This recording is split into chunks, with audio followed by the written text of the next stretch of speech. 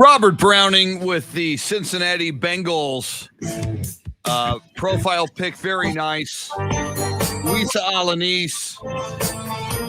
Luisa joining us on Spurs React at night and on the show by day. Wes Perkins, I think the question is, are you ready for Texas Tech versus Texas? Getting a little cocky now. Chris Beard is not walking through that locker room door of the Red Raiders, Wes. Although you'll see him tomorrow. That should be fun. Woo! We'll talk about it. Wes, you might have to make a little wager, man. I'm just saying. Final day of January. Imagine that. 1 month of 2022 gone. All right, I got to remember trying to keep Facebook from ejecting us. So during this theme music, I'm going to mute everybody for just a second. Thank you, Facebook. This is the Chris. Music police at Facebook. Mute will come off in a sec.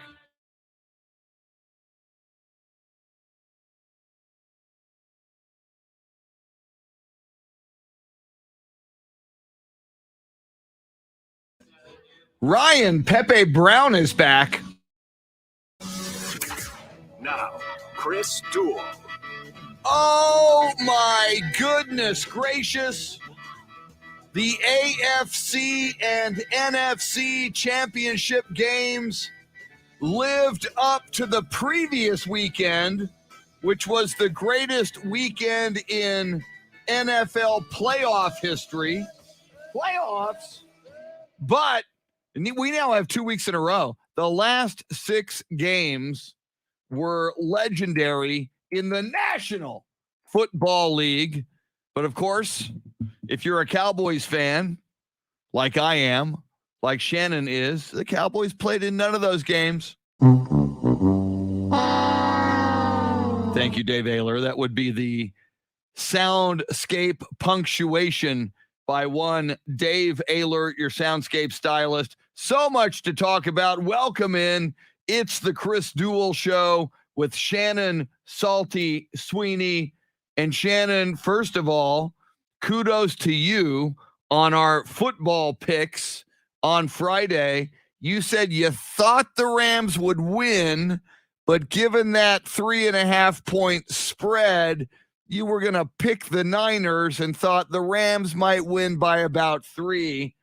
Boom! Rams win by 3. Way to go. Nice pick. It makes me feel good knowing that I got 1 out of 2 for the weekend. Both of us picked the Chiefs at -7, and it was looking like a fantastic pick. Like we had already seen the Super Bowl. This was going to be an easy route for the 2-time trip, trying to make it a 3rd trip to the Super Bowl. Kansas City Chiefs against the Bengals, who nearly no one believed in except for Joe Burrow and company, because they came out swinging in the second half, made less mistakes, which I think ended up being key results to that game, than the Chiefs, taking care of the ball a little bit better. And ultimately, Evan McPherson once again gets to kick a game-winning field goal. And this time, instead of to the AFC Championship, they're heading to the Super Bowl, Chris. The Bengals. First time since 1988. Yes. Come on, Cowboys. They were the worst team in the league last year. Here's another reason. Here's another reason why the Cowboys suck, Shannon. I heard this right after the Bengals punched their ticket to the Super Bowl. One of the announcers pointed out 2 years ago, the Bengals had the worst record in the National Football League. They won 2 games.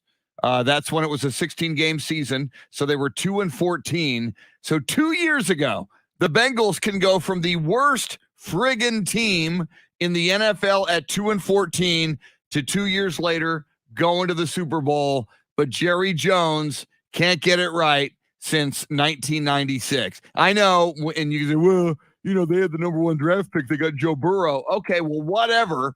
I still remember a time when Tom Landry traded for Tony Dorsett because the Cowboys didn't have the number 1 pick, and the Cowboys really wanted Tony Dorsett, the Heisman Trophy winner coming out of Pittsburgh. So you can do things.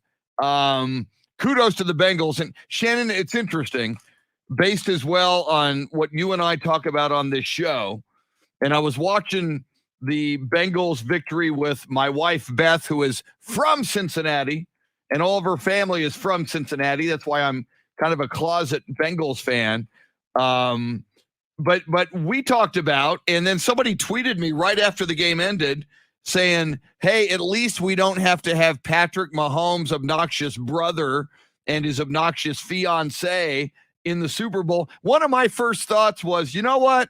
I'm glad, which sucks because I like Patrick Mahomes. I kind of like the Chiefs, but his little brother, I guess Jackson is his name, the TikTok star and jerk, and his fiance, who is, oh, why don't people let me do what I want to do? Spray champagne on the proletariat after a Chiefs win. I was kind of happy that those two posers and obnoxious idiots will not be going to SoFi Stadium. Or if they do, they'll go as spectators to watch the Bengals play the Rams.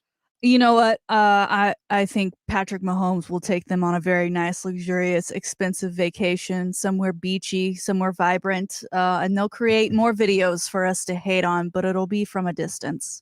And that is okay with me. Did you see at the Chiefs game, there were fans who were sitting below the Mahomes suite with signs that said, we love you, Brittany. We want more champagne sprayed on us. I have to believe that, like, they were in the minority, those people with those signs, that if I'm sitting around them, I'm like, put that away. I do not know. No. Yeah. No, because if you get sprayed, we all get sprayed, and I don't want to be sprayed. How dare you? Now, I didn't see this. I did the Spurs game last night with Michael Bartlett. And of course, Bill Schoening with the call, but we were in the studio, Michael Bartlett and me. Michael said he saw somebody posting.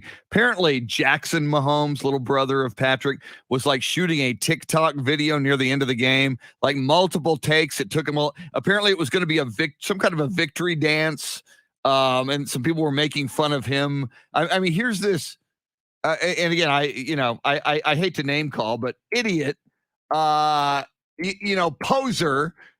Setting up his TikTok. The game's going on the field, and his brother, who is a star and a great talented athlete, doing all the heavy lifting. And oh, by the way, and we'll talk about both games, but what a crappy second half for Patrick Mahomes compared certainly to his standard. But little poser, little brother Jackson Mahomes spending a lot of that fourth quarter trying to get the right shots for his TikTok video, which I guess had to be revised after the Chiefs lost. Well, yeah, and all for nothing, because I did go check his page this morning and no new videos. The most recent video is from last weekend's game against the Bills to send them to the AFC Championship game. Nothing posted from yesterday. Probably a smart move. Probably the smartest move he's made. I got to say this, Shannon. Yeah.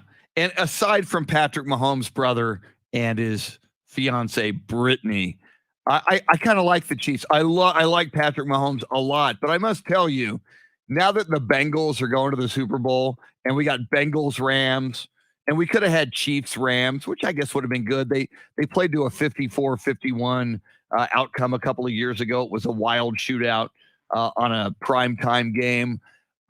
This is just refreshing.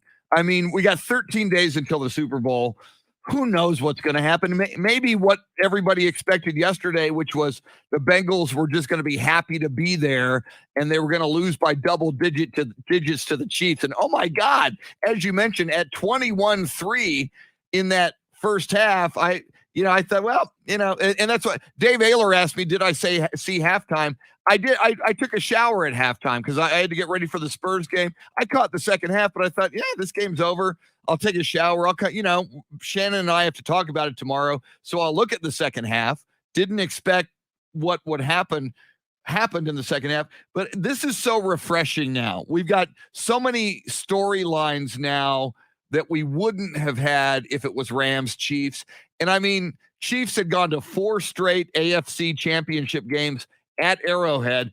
Interestingly now, you think about that, Shannon, 4 AFC Championship games at Arrowhead with Mahomes, and you only broke through and won one Super Bowl. Twice now you lost in the last 4 at Arrowhead, once to Tom Brady, once now to Joe Burrow. You broke through and went to 2 Super Bowls, and you won one of those against Garoppolo, and you lost one of those to Brady. So in general, you would have thought 4 times with Mahomes and that high-octane Kansas City Chiefs offense especially, you would have thought they get a couple of Super Bowls, maybe 3 if they're on fire, and they get 1, which is still, I'm a Cowboys fan. My God, I bow to you, Kansas City Chiefs, but you can't be too happy if you're a Chiefs fan this morning because you may still believe you still have the best team in the NFL, only they're not going to be there in 13 days at SoFi Stadium. Yeah, especially during that first half, we're getting all of the Patrick is, one of so many quarterbacks that's ever done this and that and the other. And he's only ever lost to Tom Brady in the playoffs. And this isn't Tom Brady. This is Joe Burrow. And they're basically paving the way, right? I mean, they're opening that conversation back up for that we got last year of if he beats Tom Brady, is he the next guy who's going to win so many rings that he's going to seem untouchable? And this year he doesn't even get the chance. And you're right. The storylines now, I think I'm going to enjoy them more than had it been the Chiefs going to the Super Bowl, not just because of the Bengals, but you have Matthew Stafford in the Rams, his first year there. He's suffered in Detroit for so long. He's statistically a fantastic quarterback. Clearly it's the organization and not the franchise QB over there. That's the problem, because in year 1, he and Sean McVay take their team all the way to their home field at SoFi Stadium for the Super Bowl. And that in itself is a fantastic story. And then you have Joe Burrow, who grew up not too far from Cincinnati, grew up an Ohio guy, went to Ohio State, didn't work out there, goes to LSU, plays for one of the best college football teams of all time, wins a national championship, comes in to the Cincinnati Bengals, has a horrific injury. The team is awful. He's sacked so many times, part of why he gets that injury. He just now, it's almost been, a year since he had that surgery for that knee injury. He comes back and he's, a vote to win possible comeback player of the year, him and Dak kind of in the running for that. And I think he more so than deserves it. But I don't think anyone had in mind that he would take this Bengals team to an AFC Championship, much less the Super Bowl. And yet here we are. I mean, he is, last week it was all about Patrick Mahomes versus Josh Allen. I think Joe Burrow said, "Hold my beer. I'd like to join in on this conversation." And he's the one now getting to play in the Super Bowl 2 weeks from today, or from yesterday. Yeah, I see Luisa Alanis, a statement I disagree with, says, "Disappointed the Chiefs lost. Go Rams, go. The Super Bowl will be so boring." Yeah, I vehemently disagree with that. I know you identify as a Chiefs fan there, Luisa, but for some of the reasons Shannon just mentioned, this is going to be an exciting Super Bowl with great storylines. And Shannon, another storyline that I didn't realize, and I tweeted you once I saw this tweet. We talked about Matthew Stafford's wife, Kelly Stafford, last week as she was imploring and even helping. She was buying up some tickets to give away to people in the military and first responders to try to minimize the number of 49ers fans showing up at SoFi Stadium. And before the game, I heard as many as 65%. That's crazy. Of SoFi Stadium were going to be 49er fans yesterday in the Rams home stadium.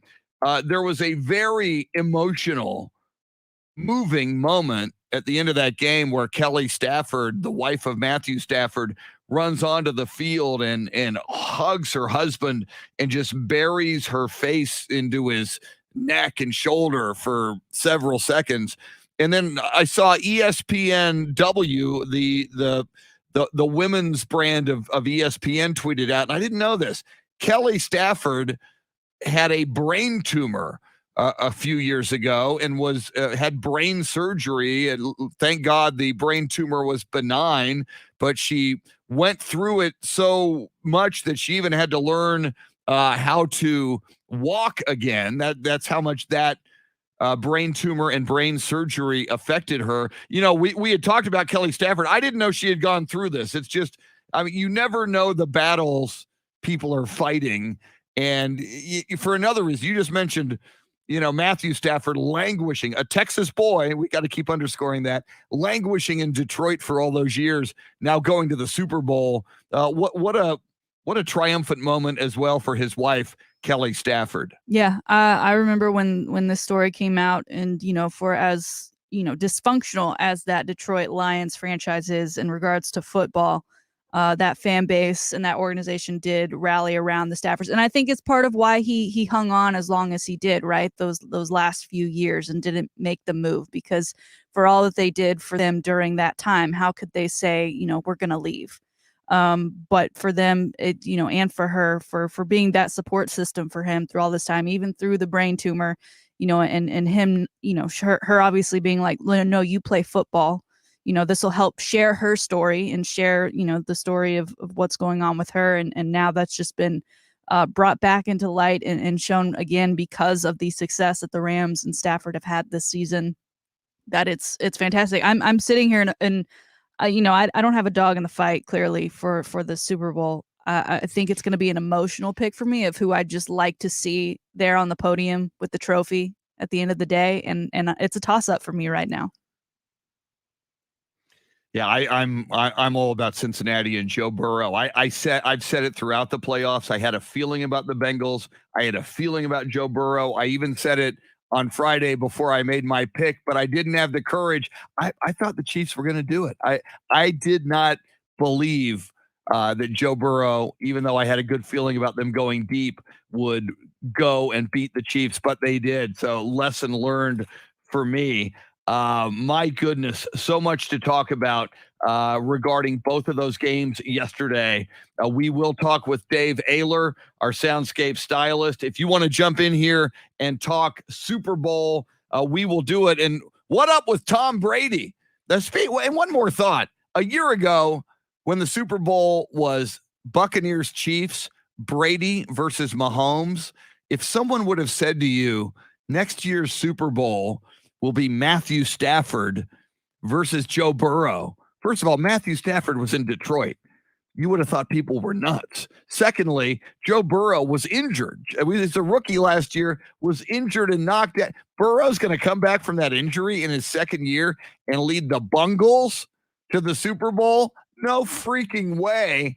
And here we are. That's what I love about the National Football League. Anything can happen other than the Cowboys going to the Super Bowl, which will probably never, ever happen again in our lifetimes. But anything else can happen in the NFL. We're going to talk about it. Coming up, the high five play of the day. Oh, and we have breaking Dave AFC news that we will get into.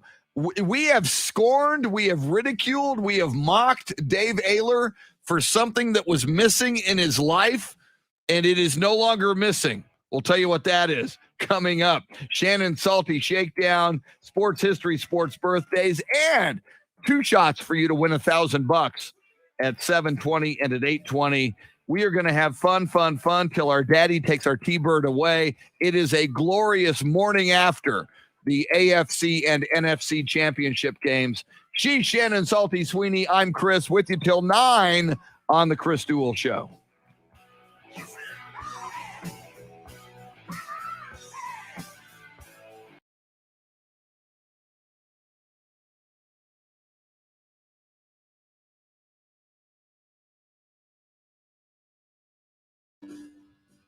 Very nice. Yeah, those were tremendous games. Woo!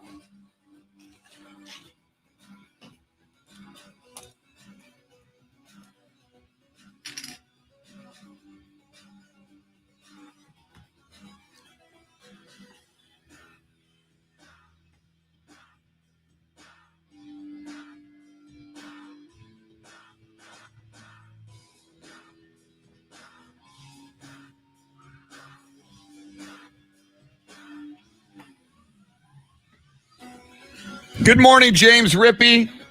Let me see who's in here.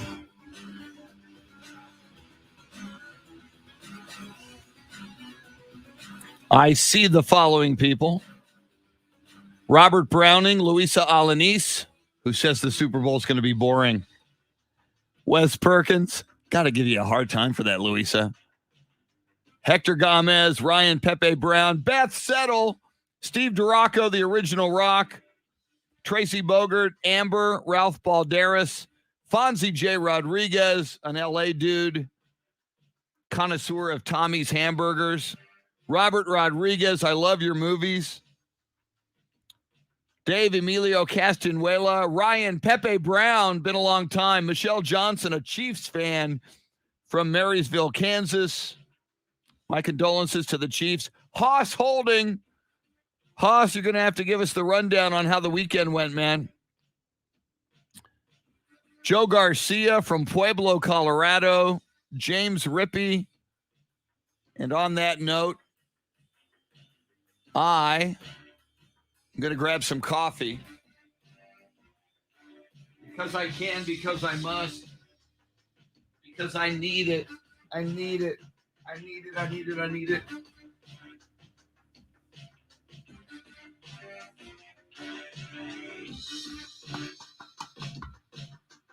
Wes Perkins with an Ohio connection.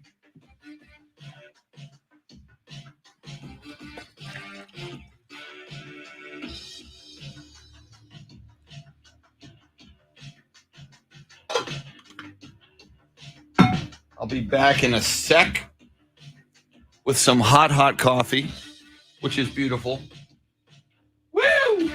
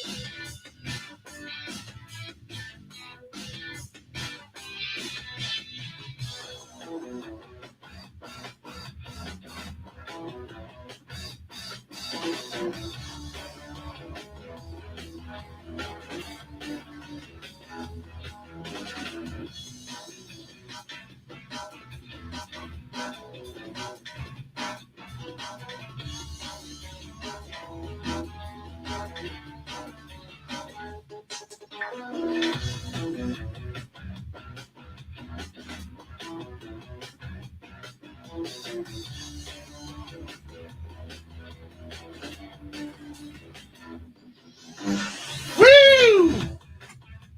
Woo!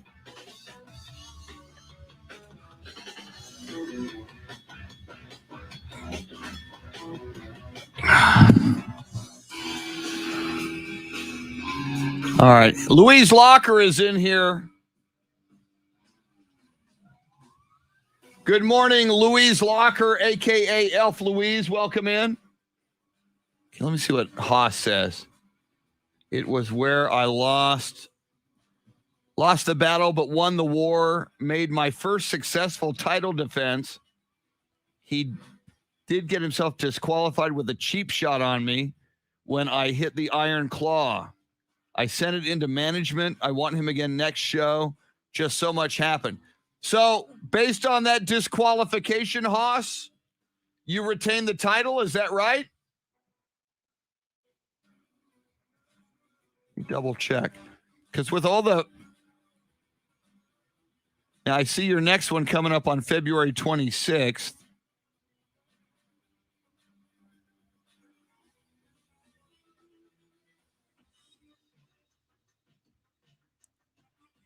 Yeah, walked out with the title.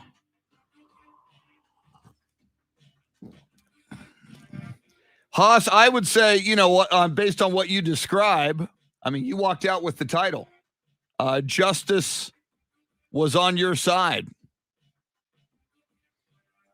Thank you, Clint Proctor. That's nice of you to say. I run on caffeine.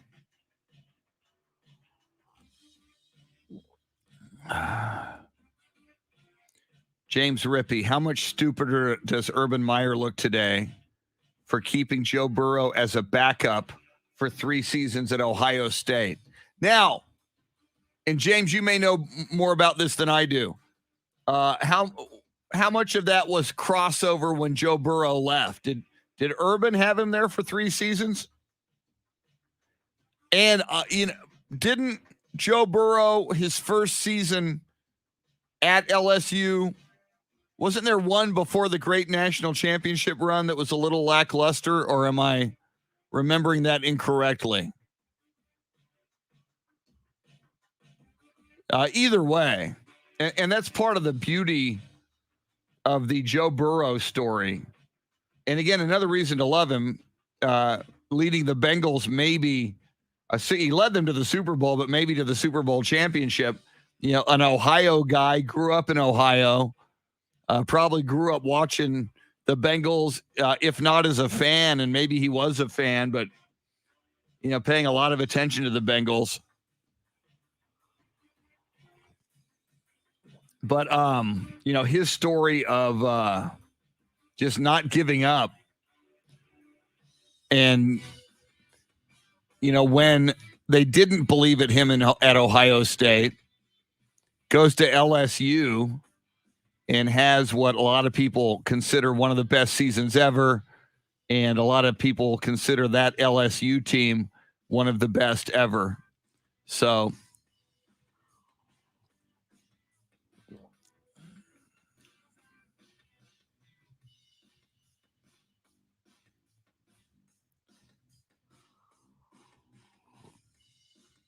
our poll question, who wins the Super Bowl? Early voting, very early, only 10 votes in. We haven't even announced it yet, but 7 of those 10 votes go for the Cincinnati Bengals, 3 for the Rams. So in early voting, Bengals 70%, Rams 30%.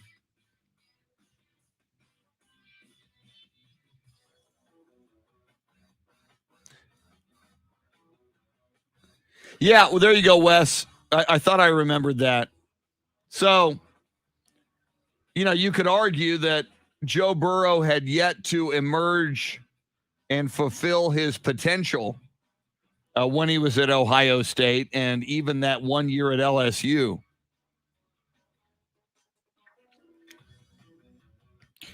Yeah, Ryan, I agree with you about the Spurs.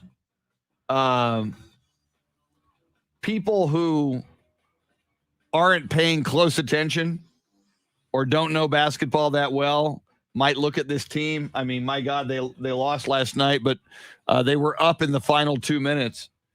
Somebody wrote me that they're about to set, I'll have to look this up, the NBA record on most single-digit losses in NBA history, because they've been close in a lot of them.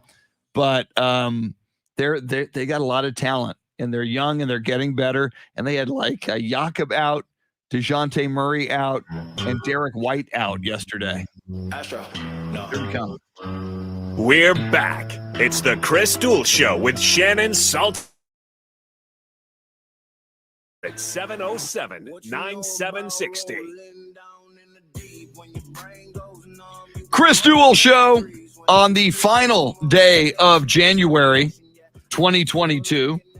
Chris Duel Show along with Shannon Salty Sweeney. Dave AFC is our Soundscape Stylist. And before we move deeper into this segment and bring you the high five play of the day, Dave AFC, sir, welcome to the 21st century. You kind of, and I was a little, you kind of threw it out there last Friday. You have been very critical of Twitter. I think it's maybe harsh, but could be accurate to describe you as a Twitter hater, but and Shannon and I have mocked you, and I think justifiably, for not being on Twitter. But word is we have breaking news. We have breaking news. Hang on a second. Oh yeah, give me some breaking. This is breaking news. Dave AFC is on Twitter. Yay. So Dave, was it crowd goes wild?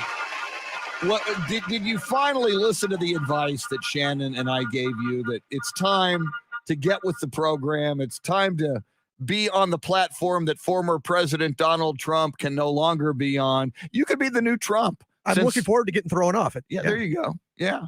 And yeah, it was basically you and Shannon's, nonstop badgering that made me do it.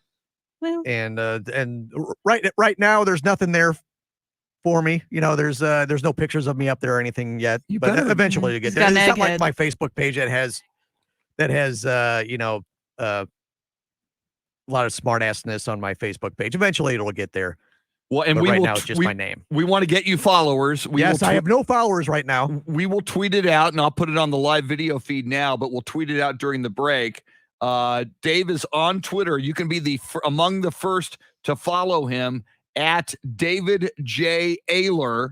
Now, AFC is spelled OEHLER. So and if you forget this or you're driving, we'll tweet it out. I'll tweet it, Ticket 760. Shannon will tweet it out as well. I hope LeBron starts following me. LeBron probably, before the day is over, LeBron will probably be following you at David J. AFC, AFC, OEHLER, and we will tweet that out. See, one of the things I do, Dave, and I know, part of what you're into, and I must credit you because we've given you crap, but you say, I find out everything I need to find out on Facebook, when news breaks or whatever. See, what I do with Twitter, I think one of the cool things is, I follow like different sports accounts that I trust, and like Adam Schefter, who told me that Tom Brady retired over the weekend. Way to go, Adam. Not quite. Right. But you can set it to where certain tweets are like sent to your phone immediately. So when there's breaking sports news, there's maybe 15 sites that I follow, like DallasCowboys.com. And so immediately when they tweet something, boom, it shows up on my phone. So, I mean, that's one of the cool one of those alerts. I don't know if Facebook does that. Maybe they do, but I've been doing that for years. It's a cool way to get breaking news the second it happens. See, I have other apps that do that same thing. They'll send me updates on what's happening. And the only thing I haven't been on Twitter very long now, but the only thing that annoys me is that it sends you, do you know this person? Oh, why don't you follow this person? Follow this person. I go, if I wanted to follow those people, I'd go find them. It's making it's politely suggesting, but they're making more suggestions than what people are tweeting. Get off my lawn. Shannon, any Twitter advice for Dave AFC? And it's all people I don't want to follow to begin with. First of all, welcome. Chris and I, we don't expect to get anything out of this show. We just come here and talk sports. So knowing that it has an impact on people's lives like it has yours, to get on Twitter, of all things, Dave AFC making the jump. I'm moved. Changed my life. I'm moved this morning, both emotionally and physically. My heart, I can just feel it racing with joy that we've made this impact. And advice for Twitter. Dave, I think it's very much right up your alley with what you said. You hope to do from what you already do on Facebook to Twitter. I think you'll find yourself a good home here. I'd read what your bio says so people could confirm that it is you, but it's not safe for radio. So if you want to see what Dave's bio is, make sure you go follow him on Twitter, because I can't read it aloud. I gotta go. I haven't looked at the bio yet. Wow, I gotta go look at that. I think it's like one sentence. It is one sentence, and it mentions radio. I don't even remember what I put up there. Yeah, I don't even remember how I worded it. You don't want to get banned from Twitter on your first day. Yeah. Whoa, yeah. I got a little expletive in his description there. Very nice. I'm doing my best to get kicked off as soon as I can. Well, one way Shannon, to do it is Twitter will allow that word. Yeah, it will. The only think? thing that I would suggest getting a profile picture pretty quickly, because they do go on and delete eggheads from time to time because they think they're not using Okay. the Yeah, platform. that'll happen by sometime this week, I'm sure. Let's see. You currently have 2 followers. You've got Robert Browning Okay. from Awesome. Tokyo, Japan this morning, and tickets. Oh, and I'm following you. Oh, I'm on my account right now, so I just followed you.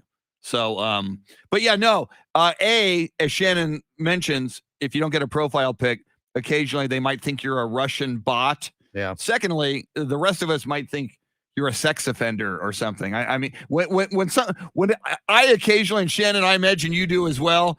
I occasionally get tweets from people without a profile pic, and they're like burner accounts. It's like, you suck, Duel. We hate you. So it's like, yeah, thank you. You just created that. Why didn't you just tell me I suck and you hate me from your regular Twitter account? Yeah. So that we can have a dialogue. Right. But so yeah, so I would get a pic of some kind. I'm so looking forward to people telling me that I suck on Twitter. We also have a phone number if they really want to tell us we suck. You know, like say it to our face as close as you can get. You want to throw that out? 1-800-707-9760. You got to take the good with the bad. So the bad with the good and all of that stuff. Calls. Yeah. I know in the morning a lot of people are getting ready for work. A lot of people are waiting for their coffee to kick in, but occasionally we get calls and they're really good when we get them. We've been really lucky with good phone callers, but you are always invited to join us on the phone lines, as Shannon mentions, 800-707-9760. In a moment, we'll tell you the poll question of the morning. It's pretty obvious, pretty straightforward on a morning like this. But without further ado, ladies and gentlemen, boys and girls, it is time for our high five play of the day. We do this every morning at about this time because people are deserving of a high five. We like to accentuate the positivity to start the morning off. High five play of the day, appropriately sponsored by High Five. 2 locations in the Austin area. They are a mecca of fun and games and sports and great food and great drinks.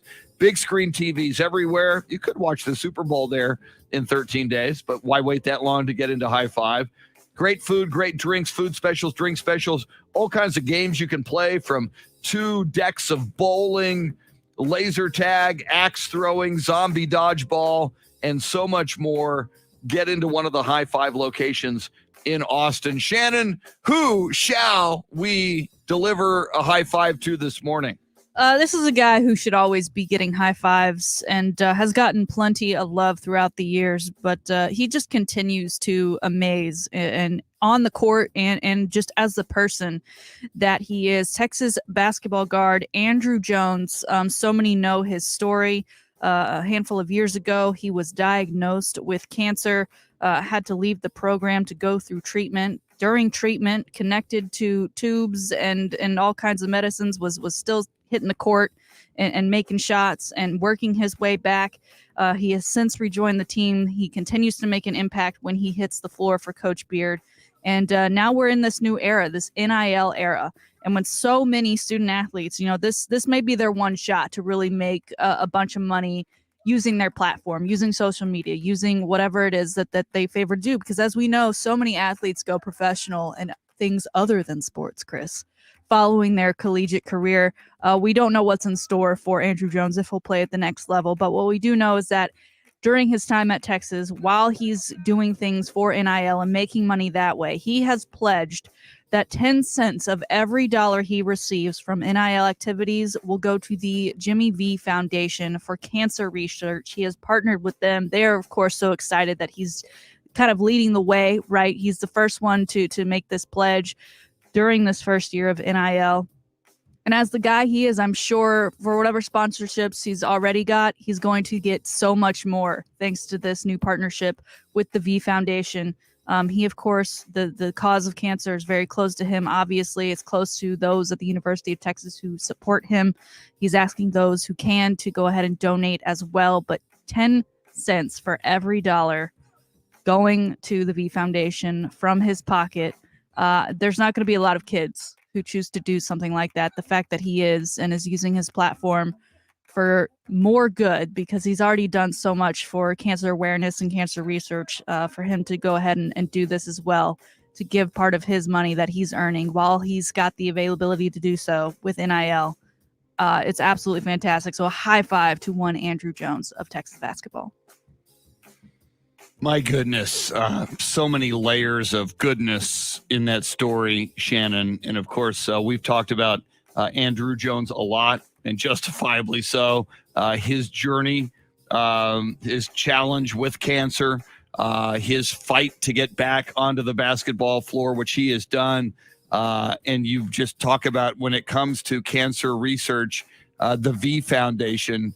Jim Valvano, what he went through ultimately, losing his battle, legendary North Carolina State basketball coach and ESPN commentator. And Jimmy V was such an inspiration and continues to be such an inspiration for so many people. And Shannon, name, image, and likeness, NIL, we talk about its use to right an old wrong. So many college athletes have not had a share of the pie, have been kind of like slave labor for the universities, for the bowl games in college football, certainly. And now there is this opportunity for them to make some money, thank goodness. And in this case, how innovative, how amazing that Andrew Jones uses it as a way for him to give back to the Jimmy and partner with the Jimmy V Foundation and raise money for cancer research. My goodness, what a win-win. You're a Longhorn alum. I know we've got so many Longhorn alums and fans in Austin, around Austin, in San Antonio, around San Antonio, all of our not only our listening area, but as we go worldwide online as well. Mm-hmm. It got to make you proud to either be a Longhorn alum or a fan. Yep. To have him representing the university. Absolutely. During his diagnosis and treatment for leukemia, he was at Texas MD Anderson Cancer Center, which is a fantastic facility. We're so lucky to have one of those in Texas. But there was $130,000 donated to him and his family to help pay for that. Whether it be fans of basketball or fans of the university itself, because at the time there was no NIL, right? That was all coming out of his pocket. And so in this way, he's returning the favor and giving back to those who gave to him. Again, he was an incredible guy before the cancer diagnosis. And so for him to continue to do this and again, use his platform for good, that's all you can really ask for in a student athlete of his caliber. And again, just what a great thing. I can't wait to see what deals he gets now because of this, because who wouldn't want to work with this guy? Absolutely. And my goodness, what might his future bring beyond his time at Texas? Tremendous high five play of the day and a well-deserved high five to Texas Longhorn basketball star Andrew Jones, who becoming even more of a star beyond the basketball court. All right, Shannon, we have a poll question this morning. Pretty basic on a morning like this after what we saw yesterday in the National Football League. We may almost certainly the Friday before the big game, we'll ask this question again. We just want to take the pulse of everyone this morning. What do we got for a poll question this morning? Yeah, like you said, plain and simple. Now that we know who's heading to the Super Bowl, we're asking you who wins the Super Bowl. Early votes on our Ticket 760 and AM 13 on the Zone Twitter poll. 76% right now saying it's the Bengals game to win, and 23% saying the Rams. Interesting. I just looked at the opening line. It is Rams as the favorite at -4. -4. I think that's about right. It's going to be interesting to see. Yeah, it's going to be interesting to see how that line moves. I got a feeling, the Bengals are such a feel-good story, and Joe Burrow is just such a cool cat. I got a feeling a lot of money is going to come in for the Bengals. I think it's going to be interesting to see how that line moves in the next few days, and to see if we get any indication that money is coming in on the Cincinnati Bengals. What do you think? Who do you think most of the money is going to come in on, Shannon? I feel like the Bengals, just because of what they did to the Chiefs, not once but twice. I mean, they're the current comeback kings. I know Rams did what they did last night, but I just feel like the Bengals right now are the more fun team, and the team that most of America will be rooting for in this one. And I really believe the Chiefs are a better team than the Rams. It's like the Bengals went into Arrowhead and beat the Chiefs. Obviously, SoFi Stadium's home of the Rams, but as we know, the Super Bowl, so many corporate tickets are sold. That's going to be a wide open crowd. And maybe with the sentimental favorites being the Bengals, there might be a huge Bengal contingent cheering for the Bengals at SoFi Stadium. We'll get into that and what is going on with Tom Brady. Are you retired or not? We'll cover that coming up as well. Don't go anywhere. It's the Chris Duel Show.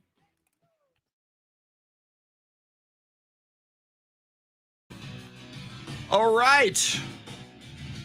1 hour down. James Rippey says the Bengals will win the Super Bowl. Jason Paniagua, good morning. Neff Ozuna, good morning. Ralph Balderas.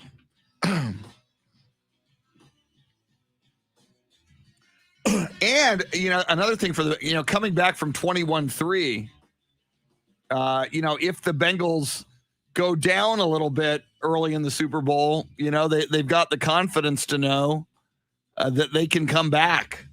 So that's pretty cool. All right. I think I'm going to get more coffee. Once again, Dave AFC,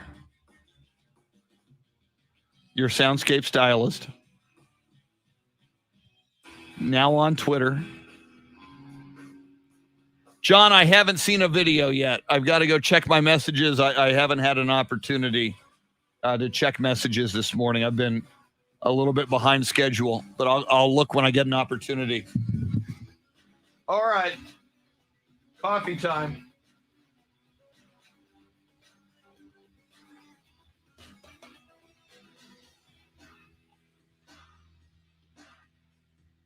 I should probably get some ice.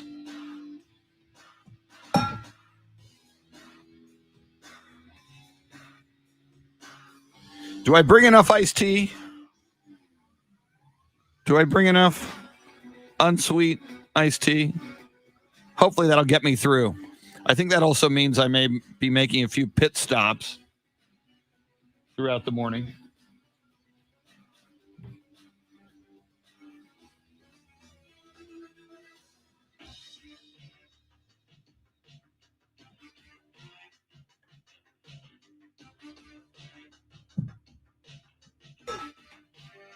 Back in a sec.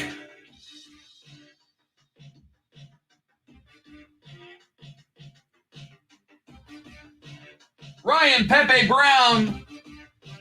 Ladies and gentlemen, you know him, you love him, you can't get enough of him.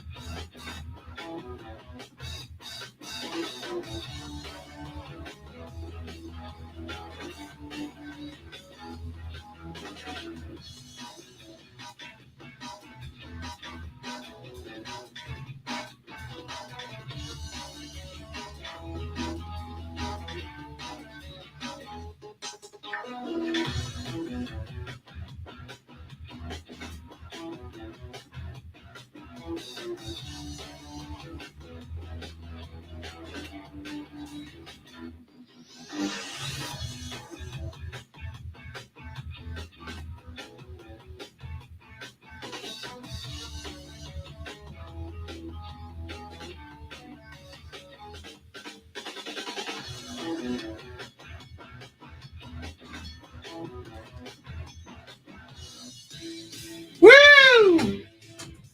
Woo! Ryan Pepe Brown says, oh, let me tell Dave, be ready on these audio cuts. So I will probably just go in the way that you told me.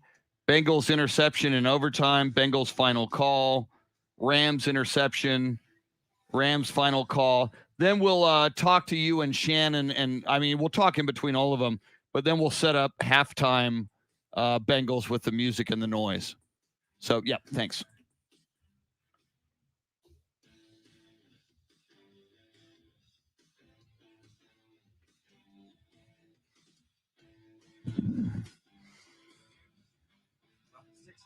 On Twitter. 6, baby. Went from 2 to 6. That is a 200% increase.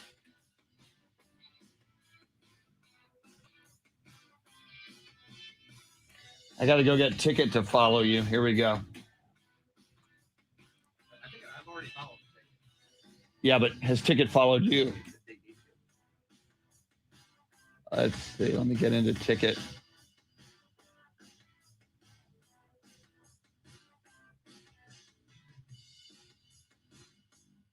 $7 o'clock.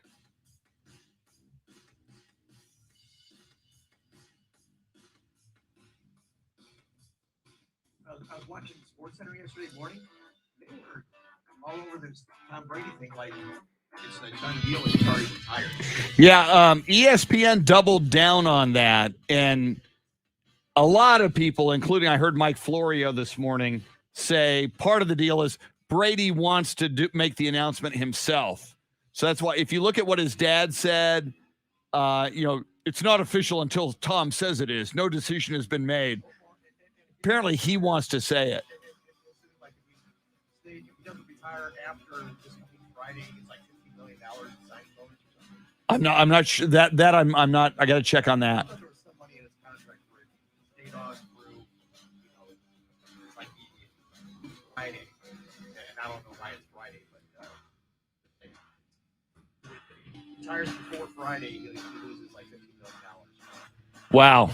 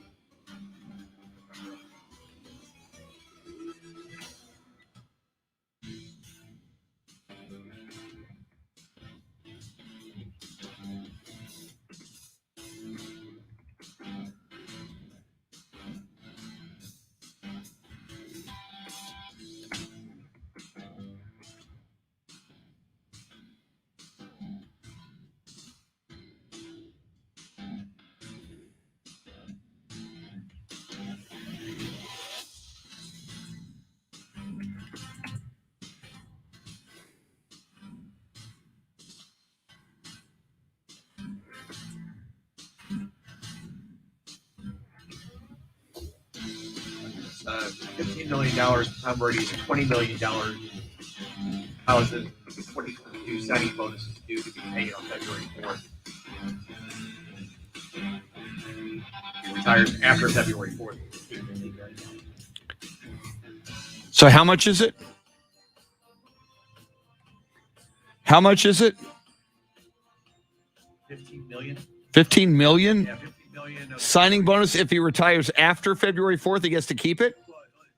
$50 million and Tom Brady's $20 million 2022 signing bonus is due to be paid on February 4th.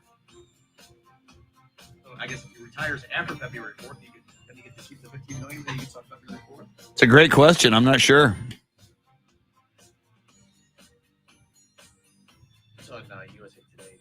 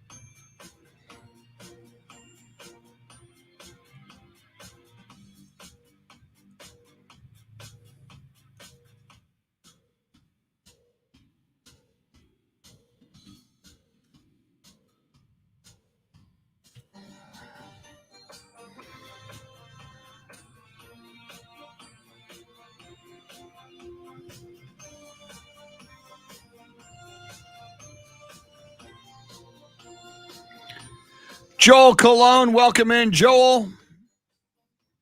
Thank you, Ryan. 9 followers. Jason Paniagua says you are up to 9 followers.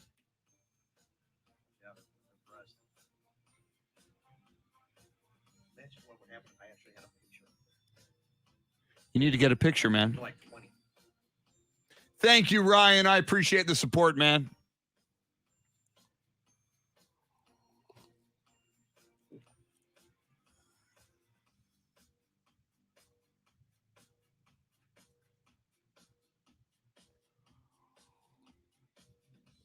All right.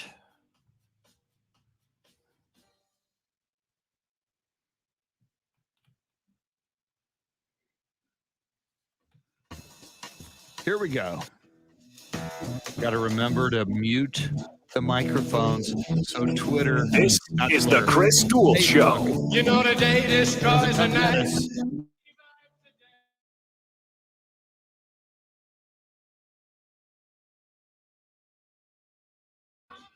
We'll unmute in a moment. There's a reason for this.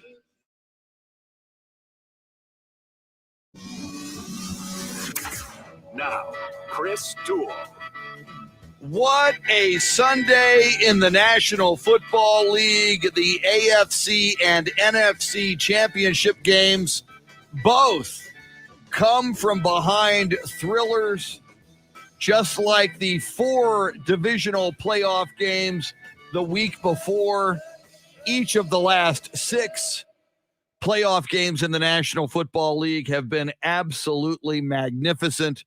It's just too bad the Dallas Cowboys are not involved, but we've gotten used to that since 1996. So if you're a fan of football, and we are, you sit back, you appreciate it, and we have a fun Super Bowl, I believe, coming up in 13 days at SoFi Stadium in Inglewood, California, as the Los Angeles Rams, as the home team for the 2nd straight year. Don't forget, last year, the Tampa Bay Buccaneers played in their home stadium and won. Can the Rams do the same against the Cincinnati Bengals coming up in 13 days? We shall see. Welcome in. It's the Chris Duel Show with Shannon Salty Sweeney, and your chance to win $1,000 coming up in about 12 minutes at 7:20. Then again, an hour later at 8:20. We do that all day long on the 20s, beginning at 7:20 until 6:20. As Shannon mentioned earlier in the show, you are welcome to join us on the 800 number. It's a free call no matter where you are. 800-707-9760. 800-707-9760. A little bit later in this hour, just after 7:30, Shannon's Salty Shakedown, this day in sports history and sports birthdays as well. Welcome in Gabe the Hammer Quintanilla joining us on the live video feed. If you're new to the show, or if you need the reminder, we stream live video on AM 1300 The Zone and Ticket 760's Facebook and Twitter pages. There's also a YouTube way in to the live video feed. So whenever Facebook throws us off of Facebook, which happens occasionally, you can still find us on YouTube if you're resilient. Shannon Salty Sweeney, you feeling good about the Super Bowl? I mean, other than the Cowboys not in it again since 1996.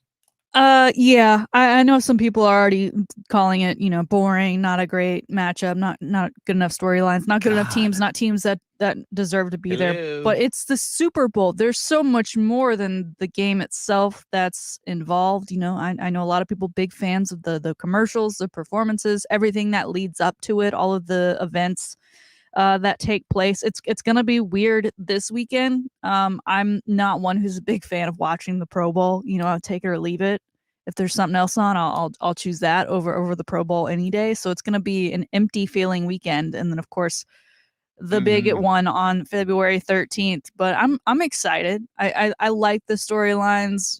I think I'm not gonna say I'm like a Kansas hater, because I'm not. I get the Jackson Mahomes and the Brittany hate, but I am excited for kind of new blood getting in there, right? I mean, I didn't want them to turn into Tom Brady and the Patriots, where it's like, come on, somebody else do something. We've heard this story before.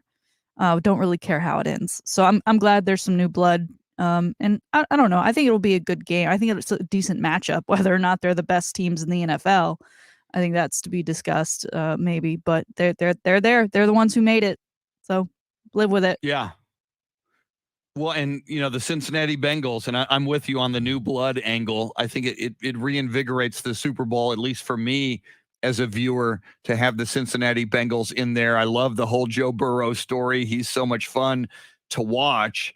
And the Bengals, I always look back at what this says about the Dallas Cowboys, Shannon. The Bengals, as I mentioned in the last hour, 2 years ago, they had the worst record in the NFL. They were 2-14, and yet they found a way to now be in the Super Bowl with an opportunity to win it. As I also mentioned, I really believe the Chiefs are a better team than the LA Rams. So if you can beat the Chiefs at Arrowhead, the Bengals, if they play their best game, should be able to beat the Rams at SoFi Stadium in the Super Bowl. But credit to the Bengals and credit to the Rams. The coming into these playoffs, the Packers had home field throughout the NFC playoffs. Your number 2 team in the NFC was the Tampa Bay Buccaneers. Rams went and beat them and Tom Brady in Tampa Bay. Your number 3 team in the NFC was the Dallas Cowboys. And your number 4 team was the Rams. And again, the Rams did what we always wish the Cowboys would do. I mean, going into these playoffs, I remember thinking, man, if Green Bay could just lose, and if the Rams could beat Tampa Bay, then the NFC Championship game could be at AT&T Stadium. The Cowboys could host. Well, they're the Cowboys. They blew it, as they always do, and the Rams took advantage of their opportunity. The Rams did what we wish the Cowboys would do, which is peak in the month of January, win your damn playoff games, and give yourself a chance to win the Super Bowl. Both of these teams, and as you mentioned, people could say, well, and a lot of people thought your 2 best teams. My pick before the season was Green Bay Packers versus Kansas City Chiefs in a rematch of Super Bowl I. And a lot of people may think those were the best teams going into the playoffs.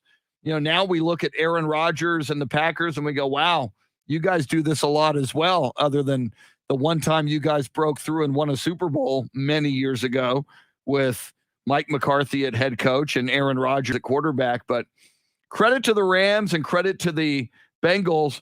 And for anybody who doesn't think this will be an exciting Super Bowl and doesn't think this is going to have great storylines, I don't think you're paying close attention.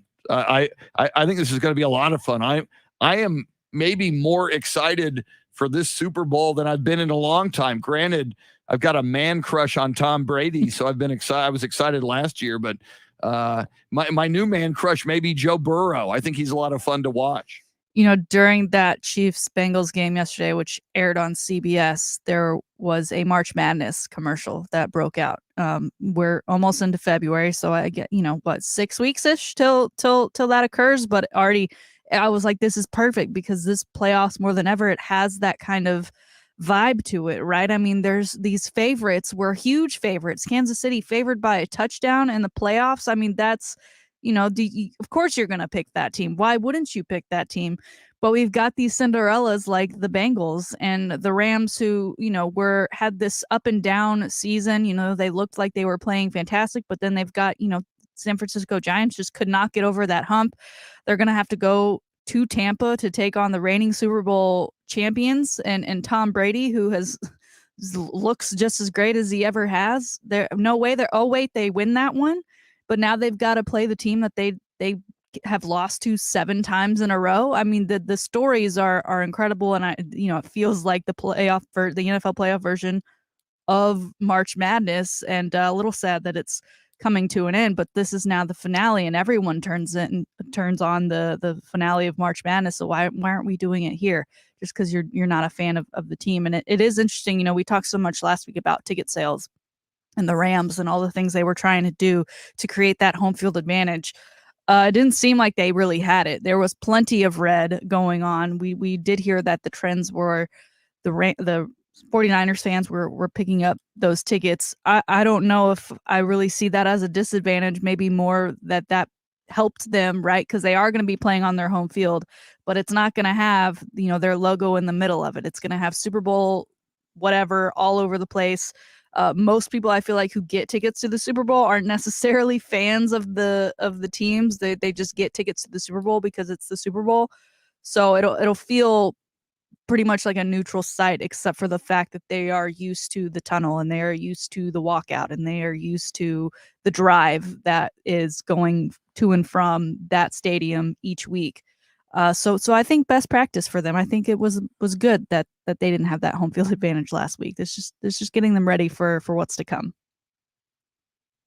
This is true.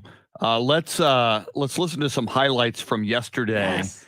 And we will talk more about the Super Bowl matchup, and we'll definitely get into Tom Brady talk, what happened over the weekend with Tom Brady, what it really means, what those who seem to know and seem to have inside sources are saying about what is next for Tom Brady. But first, your first game yesterday, 2:00 kickoff in the Central Time Zone. The Cincinnati Bengals at Arrowhead Stadium, and Patrick Mahomes, the guy who seemed unbeatable, just not that good in the second half after building a 21-3 lead in the first half, and in overtime, he wasn't that good either.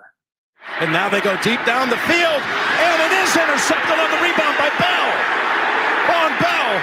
Oh, he is clobbered, clotheslined at the 45. A Patrick Mahomes overtime pass is tipped and leads to an interception by the Bengals. The play before that was nearly intercepted by the Bengals as well. And that would set up a field goal. A rookie, his nickname Money, Evan McPherson, a.k.a. Money McPherson, with an opportunity to send the Cincinnati Bengals to the Super Bowl. From 31 yards, McPherson. And Cincinnati is heading to the Super Bowl. And Shannon, there's another storyline. A rookie kicker who so far has not missed a kick, a field goal, or an extra point in the playoffs.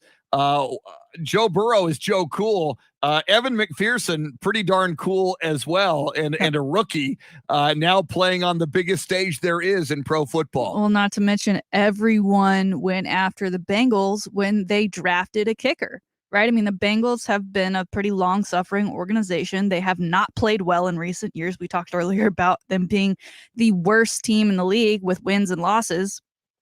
And so when you're going into draft night, fans are like, we need weapons. We need guys who are going to make an immediate impact and are going to, stand out and lead the franchise to greatness. We need to turn around. And then they go and they draft a kicker. And then after last weekend, when he said, we're going to go play in the AFC Championship game, he makes that kick. Bengals tweeted out, that's why you draft a kicker. Well, guess what? They did it again. One of their first tweets following the victory yesterday over the Chiefs was, again, that's why you draft a kicker. So quickly, I think from a guy that a lot of people were maybe groaning about getting as a piece of their team, why not just pick him up after the draft? Probably a guy who's selling a lot of jerseys right now. And again, you draft that kicker. He wins the game at Tennessee for you. They were the number one seed in the AFC. Then you go on and take the team that everybody expected to be the number one seed in the AFC, the Kansas City Chiefs. You win that with a field goal. And as we mentioned, dude has not missed in the playoffs as the Cincinnati Bengals defeat the Kansas City Chiefs in overtime, 27-24, which brought us to the afternoon game, or the late game, that is, which was a 5:30 start in the Central Time Zone at SoFi Stadium in Inglewood, California, and a late interception would be the difference maker in that game as well, only this time throwing the interception, one Jimmy Garoppolo. Garoppolo under pressure. Donald got there in the air, intercepted by the Rams, and they may ride to the Super Bowl on that. And we'll talk about this in a moment. I kind of, and I don't like the 49ers at all. This goes back to January 10th, 1982, Joe Montana to Dwight Clark in a play that kept Tom Landry from what might have been his final Super Bowl appearance. It's an old grudge that I have over 40 years now in the making. So that sealed the deal for the LA Rams. Rams win it, and here's the final call from that football game. One more snap. And the Rams are going to Super Bowl 56. And we'll talk more about both of those games, but it is 7:20 right now. Let's give you a shot at $1,000. Somebody's going to win $1,000 right now. It's the Grand in Your Hand cash contest. Here's the keyword. Now your chance to win $1,000. Just enter this nationwide keyword on our website. Money. That's money. Enter it on our station website now. Money, as in Money McPherson. And yeah, some people are saying the Bengals, his nickname on the team is Shooter McPherson. That is correct, but he's also been called Money McPherson throughout these playoffs. So you can pick whatever nickname you prefer. I prefer Money McPherson. You can take that keyword money, go to am1300thezone.com and or ticket760.com. We suggest you go to both. Double your chances to win the money. Somebody wins $1,000 every single hour.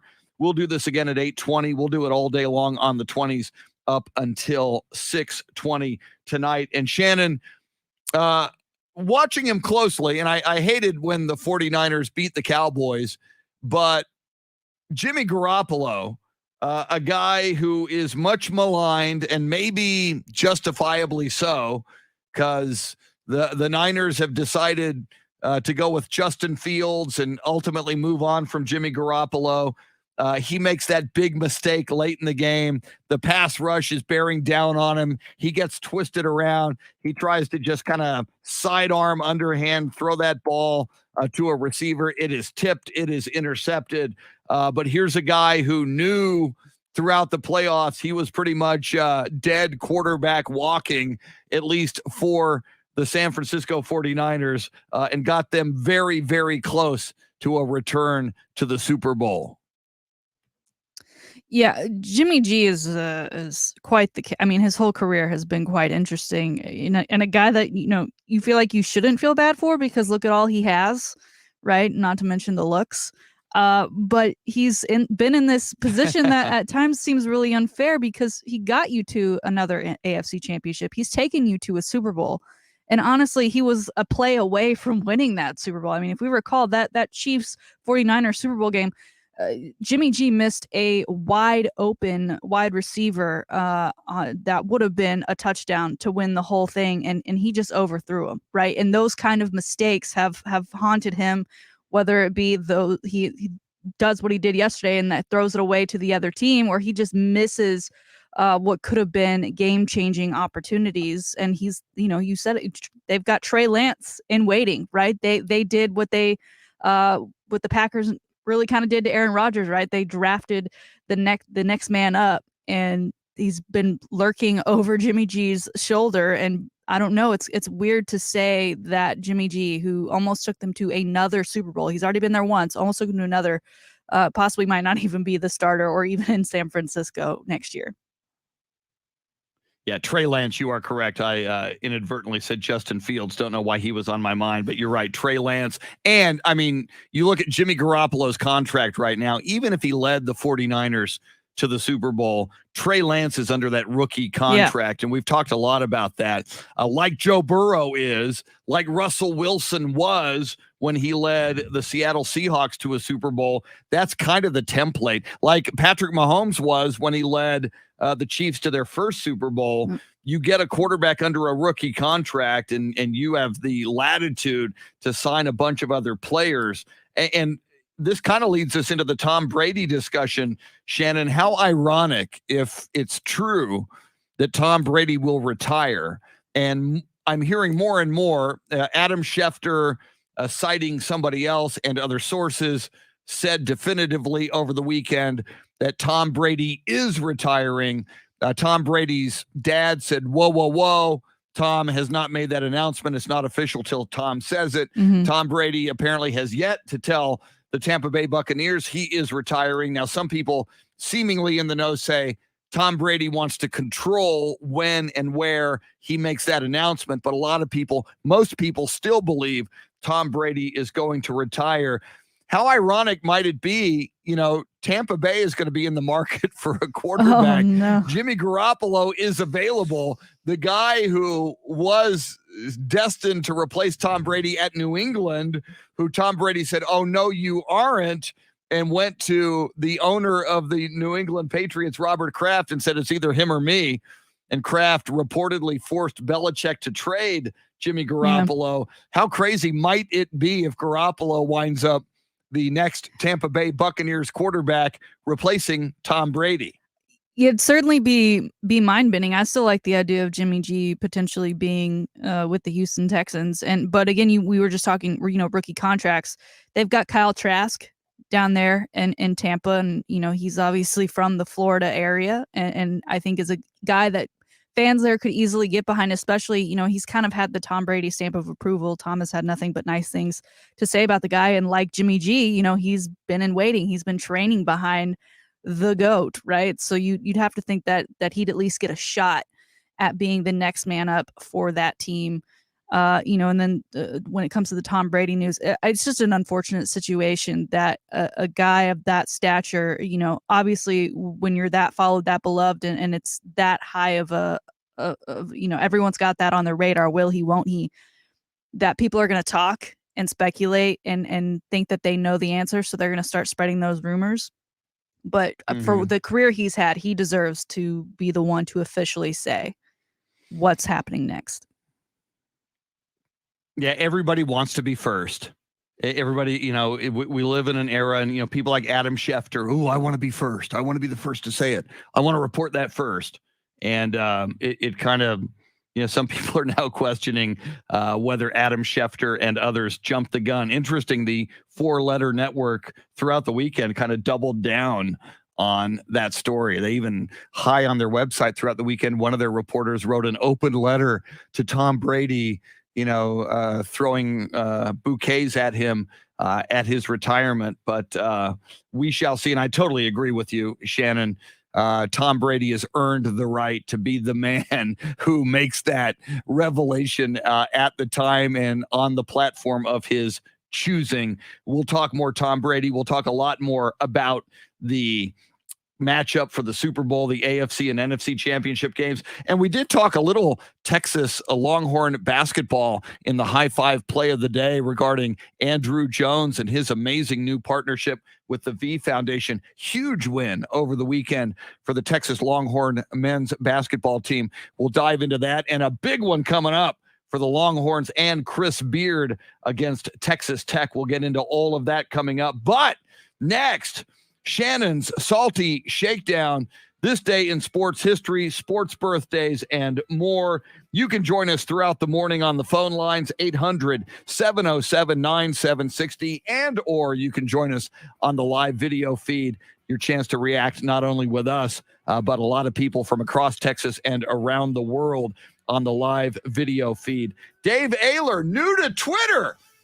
We might call him Dave Twitter AFC from now on. LeBron will probably be following him before the afternoon. He's your Soundscape Stylist. I think he's up to like a double-digit Twitter followers now. It's unbelievable. Shannon Salty Sweeney making it happen with the Salty Shakedown moments from now. Thanks for hanging out with us till 9 on Chris Duel Show.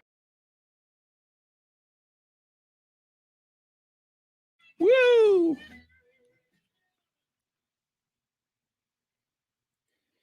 Yeah, I don't see. I said this earlier. Joel, I think it's most likely he winds up in Denver. I don't. Green Bay still has to trade him. He's got one more year on his contract, and they're not going to trade him to an NFC team, almost certainly. So totally agree with that. 26 degrees in Denver, Axel. It's supposed to be 21 here on Friday morning, 26 here on Thursday morning, which is amazing. Warren Wheeler tracking our commercials. Thank you, Warren. And no commercials, Warren, at 15 or 45 as we go from like 06 to 29.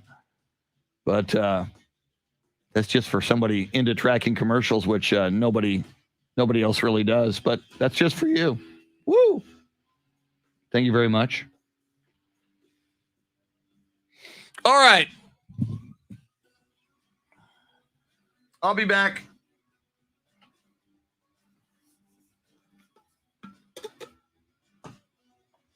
Final hit of coffee. Thank God. Praise Tom Landry. And I've got ice for my iced tea. That's beautiful.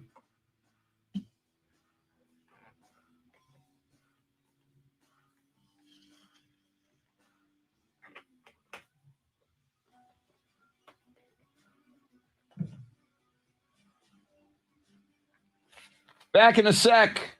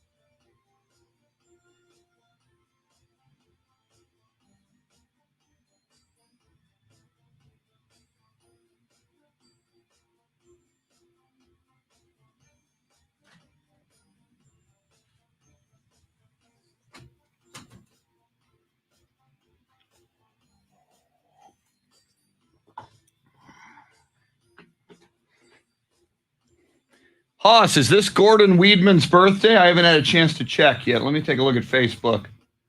We will add him to our birthdays.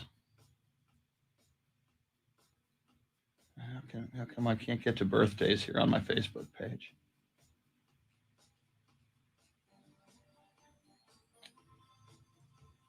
Come on, Facebook.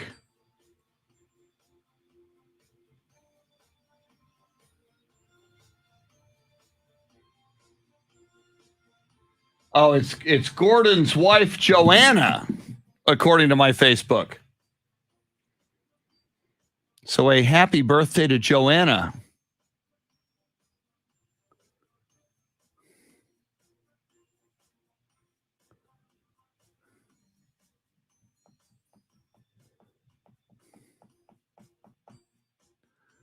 Louisa, I don't make the contests. Apparently, those who make the contests at iHeart Radio and iHeart Media want you to go to the websites. So that's, if you think this through, every contest, there's multiple reasons why they do what they do. So I have to assume that the powers that be would like you to see the websites. That's why they have you go to the websites. It's my guess.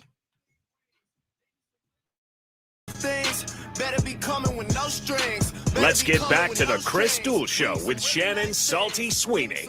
Find Chris and Salty on Twitter at Chris Duel and at Shannon B. Sweeney. And you can not only find us on Twitter, but for the first time ever, Soundscape Stylist Dave AFC, who at last check does not have a profile pic. So therefore, he is under suspect of being some kind of a criminal or a troll until he gets a profile pic. Dave AFC, big breaking news this morning. There was the Super Bowl, Bengals, Rams. There was Tom Brady. Did he retire or didn't he? But bigger than all of that was Dave AFC is now on Twitter at David J. AFC. If you don't know how to spell that, we have tweeted it out from our websites at Ticket 760, at AM 1300 The Zone. I tweeted it out as well at Chris Duel. So go follow Dave AFC and let him see why Twitter is Twitter and why Shannon and I have been mocking him all of these months and well over a year now for not being on Twitter. Coming up in a moment, Shannon's Salty Shakedown. Your chance to win $1,000 coming up at 8:20 once again and on the 20s all morning long. We're talking Super Bowl. We're talking Tom Brady. We will talk NBA and college basketball and the Texas Longhorns men's basketball team. A big victory over the weekend against a familiar face on the opposite side of the court, coaching Tennessee.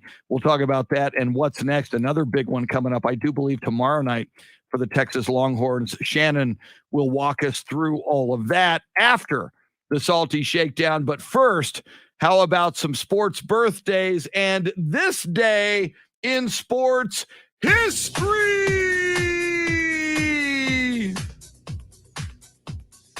January 31st, final day of January. On this day in 1988, it was Super Bowl 22 at Jack Murphy Stadium in San Diego.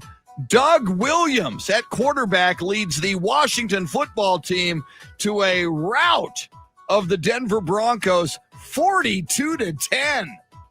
John Elway, the losing quarterback in that one. Couple of beatdowns by the Broncos and John Elway. We talked last week about it was like 55-10 or 13 that the Niners beat the Broncos in a Super Bowl. Washington beat them down. If Elway did not win those last two Super Bowls of the final two seasons of his career, that would have been a tainted Hall of Fame career for John Elway. Luckily, he turned that around. Cowboys fans, this was a big day for you and me. As a Cowboys fan, this day in 1993, Super Bowl 27 at the Rose Bowl in Pasadena, California. Jimmy Johnson leads the Cowboys back to the Super Bowl. They beat the Buffalo Bills 52-17, the first of 2 consecutive Super Bowl wins for the Cowboys. Troy Aikman is your most valuable player of that Super Bowl.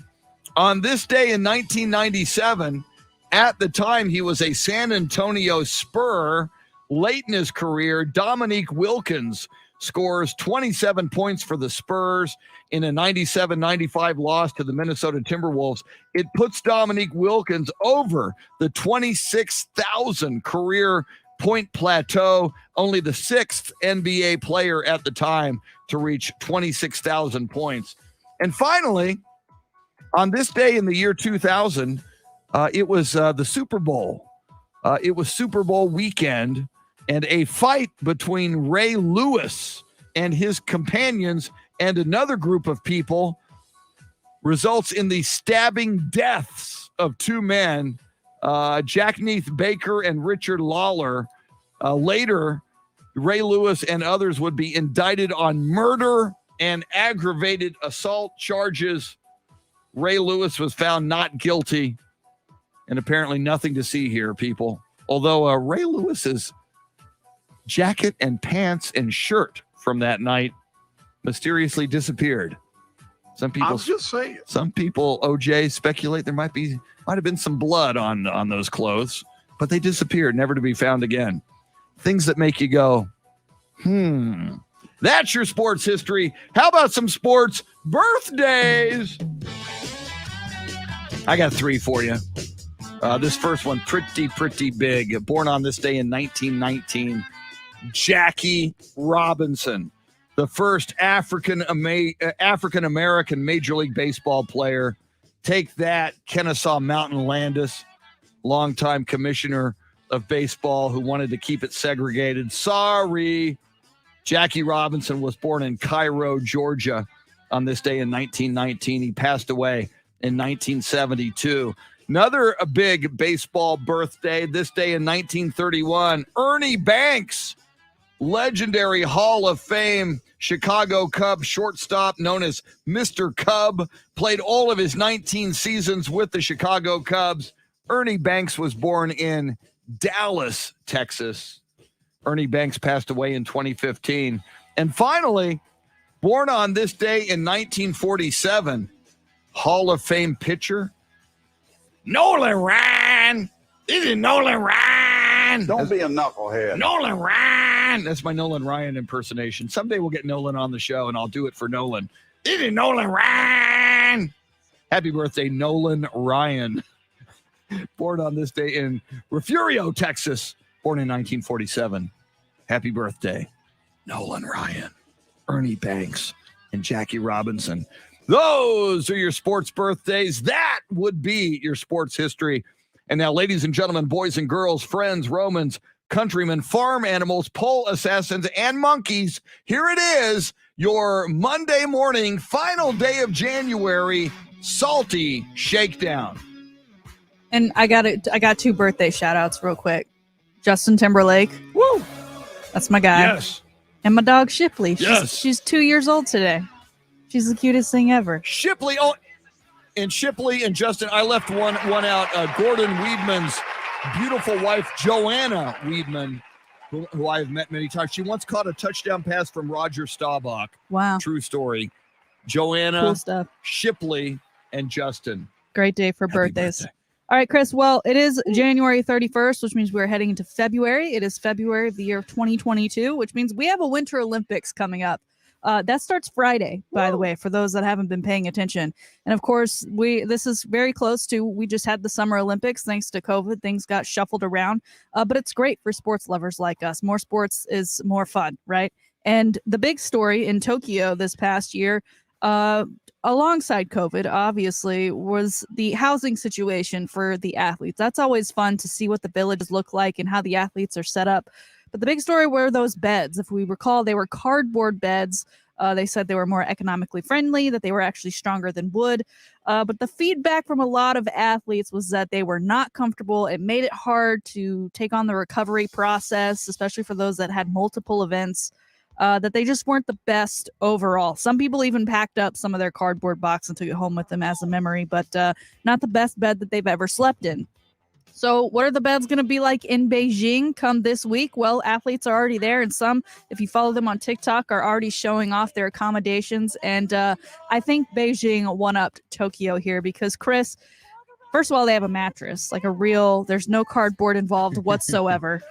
But because of the technology-driven country that is China and Beijing, you'd think Tokyo could help them out. But they've got zero gravity beds, Chris. They've got beds that come with remotes, so you can sleep however you wish following your day of training, your day of competing. Summer athletes, needless to say, are very jealous, and that has brought complaints back out about their sleeping situation. But athletes in Beijing will be sleeping much more comfortably. What do you think of this? I mean, if these beds go over well, and it seems like they are so far, I think from Olympics here on out, they're going to have to at least accommodate for something like this, or whatever the next step up is in bedding. I want a zero gravity bed. That sounds exciting. I got to learn more about that. And I mean, my gosh, sleep for an athlete, for any of us, is so important. And kudos to Beijing. I don't say that often in my life, but kudos to them for upgrading the sleeping accommodations for Olympic athletes. I think it's very, very cool and a smart move on multiple levels for China. They might start making some money on these zero gravity beds ultimately. I have a bed frame that allows me to lift my legs or my head and do all that, but I never use it, right? It sounds good in theory. Maybe if I was ever like bed bound due to an injury, maybe it'd come in handy, but I never use it now. It's just something I could say that I have. But I'm glad the Olympians so far are enjoying it.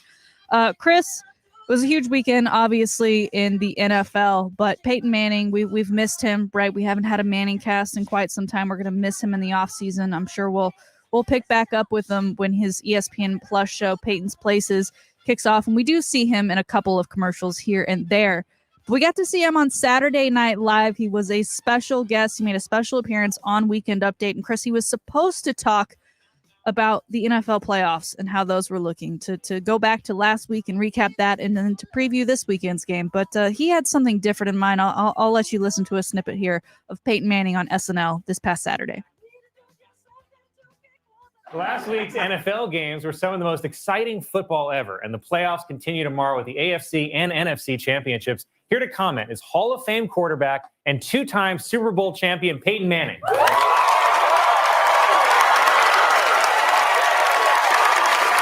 Thank you, everyone. Thank you. Hey, thanks for having me, Colin. I'm very happy you're here. Peyton, you probably have a better perspective on this than almost anyone in history. How great were those games? Yeah, I heard they were incredible. You heard? Yeah, it sounds like all the teams did a great job, lots of passing, and all the touchdowns were in the end zone. So you didn't watch any of the games? Well, I planned to, but I had an hour to kill before the first game, and just for fun, I put on the first episode of Emily in Paris Season 2. And I watched the entire season straight through. Oh, my God, Colin. This show has everything. Romance, adventure, sensuality, culture, a fresh take on feminism, finally.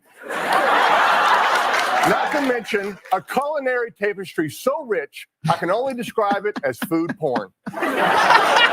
Wow. Well, I'm glad you liked Emily in Paris. But in football news, did you hear the rumors that Tom Brady might be retiring? Yeah, I'm not sure it's true. I think it's probably just speculation. But if it were me, I probably would retire if it gave me more time to watch Emily in Paris. That's just a snippet of Mr. Peyton Manning's appearance on SNL. We've got the full clip for you over on the Chris Duel Show blog page at both AM13 on the Zone and Ticket760.com. Chris, we love Peyton Manning. He obviously had a great episode of SNL when he hosted. It was a fun surprise to see him this weekend and to talk Emily in Paris. I've seen the show. I think it's very funny that he, used that as a way to. He then went on to talk about Emily in Paris, but in a way that he'd break down a game. I mean, they had the X's and O's, and it was just a fantastic little bit for him to come on and do. He's so great at kind of being self-deprecating and making fun of himself and his career. And, during the games, there's that one, I think it's like a Lay's chip commercial. It's him and Eli together. And Eli, God bless him, but he's just not a natural in the way that Peyton is. I mean, that commercial is so great, but he is trying so hard. Peyton is just so amazing at everything he does. So I commend him for continuing to do things like SNL, like the fun commercials and the Manning cast. I just can't get enough of him. I'm going to miss him this offseason. So I hope we get some more Peyton Manning. Any thoughts from the little snippet you just heard there? Hilarious. And I, like you, I've seen the whole bit on Saturday Night Live on Weekend Update with Peyton Manning. It was hilarious. I highly recommend you go to our website and look at it. But unlike you, Shannon, I have not seen Emily in Paris or, as Peyton did, Emily in Paris season 2. Yeah. Do you recommend Emily in Paris? You know what? It's a decent show when I have nothing else but a bottle of wine with me, because I am halfway through the second season. Now I would have to ask you, did he convince you through this little bit to maybe check it out?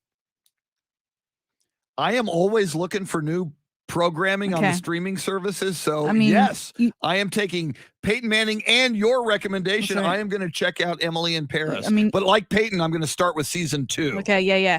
But you never did finish Ted Lasso, did you? I need you to step up on that. I've gotten so many people into Ted Lasso over the last 2 months. It's incredible. It's on my list. You need to join the club. It's on my. I will. All right. What I've seen, I like. By the way, on Ted Lasso. Finally today, Chris, I think most of America loves them some Joe Burrow, but what we need to narrow down here is a nickname, okay? Because this man has way too many. All right, to kick things off, obviously Joe Burrow, that's his name. That's what his mama named him. That one is always going to be fine with me. Also, his Instagram and Twitter handles, if you're not aware, he goes by Joey B. But there are so many more nicknames, sir. Joey Franchise, Joey Shiesty, Joe Burr, the Tiger King, Smokin' Joe, Joe Chill, Joe Cool, and Jackpot Joey. All of these things spurred from social media, him smoking up his cigars in the locker room, him just being cool, the way he's been dressing, the way he's been wearing those rose-colored glasses to press conferences. I love it. The Tiger King, obviously a play on that Netflix show, but he, former LSU Tiger, now a Bengal. It works. Which one were you like, okay, this needs to be the one that we all agree upon that we're going with here? Because that's a lot, especially for a guy who's still very young in his NFL career. I lean, even though Joe Frazier, the boxer, had this nickname, I kind of like Smokin' Joe because he smokes the cigar at the end of the game. But as you mentioned, Tiger King, because it was LSU and now the Bengals are Tigers. Man, that's a close second. Yeah. I slightly go Smokin' Joe, but I also like Tiger King a lot. I like the Joe Burr because it is a play on his last name and his, just coolness. He's always got that coolness going, whether, it's level-headed in the game or his style, walking in and out of the arenas. And then because Tiger King, I like it for those reasons, but also what if he leaves the Cincinnati Bengals? What if he, he can't necessarily carry that one with him? For me, Joe Burr is going to be my vote. But I think America, we need to settle in on one here. But there it is. Today's Salty Shakedown. Outstanding Salty Shakedown. Lots to digest there. The Olympic beds, Peyton Manning on Saturday Night Live. And I wonder, Shannon, it's a great question. Coming out of this Super Bowl, will Joe Burrow have a nickname that sticks? I got a feeling he just might. Lots to talk about. Let's, in addition to diving back into the Super Bowl matchup and the NFC AFC Championship games from yesterday and the Tom Brady, is he or isn't he retiring story, let's talk a little Texas Longhorn basketball. And the San Antonio Spurs go down to the wire with the team with the best record in the NBA last night, the Phoenix Suns. They come up just short. We'll get into that as well. Thanks for hanging out with us on the Chris Duel Show.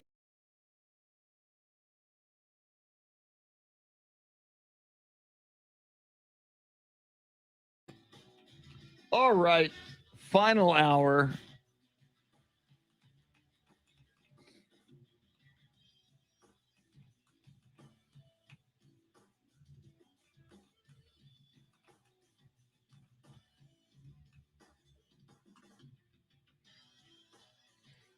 Dean, that's a great That's a great prediction. Whichever team is trailing at the end of the third quarter will be Super Bowl champions.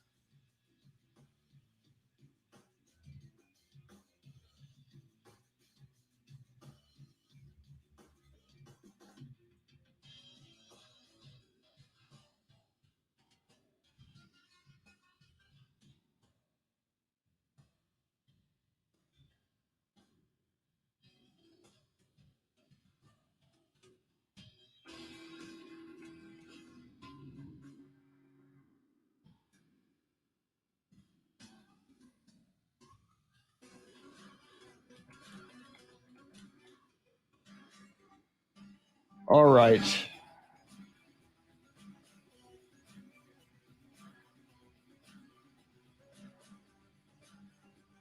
Let's see here. I got to send an email.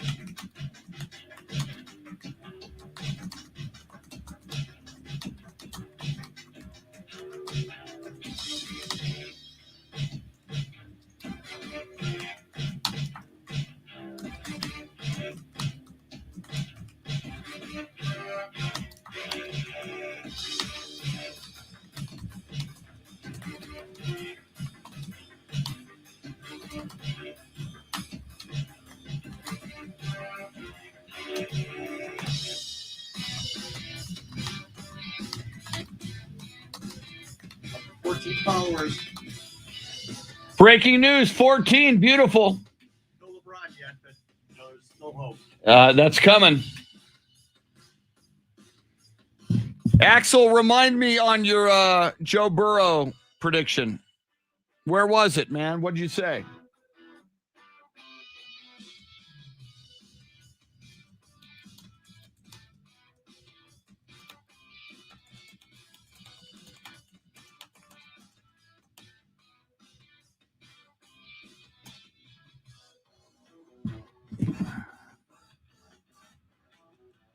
Yeah, Jason, we need to get into that as well. That's a great point.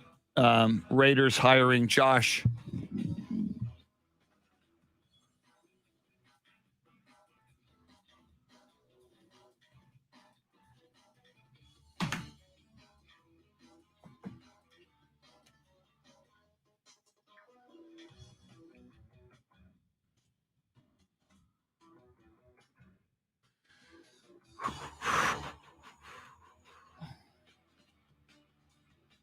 And didn't Josh McDaniels once take the Colts job and then turn around and go right back?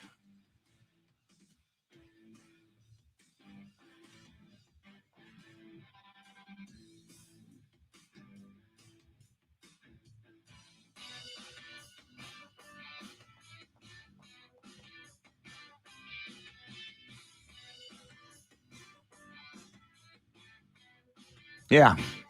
February 6, 2018, head coach of the Colts.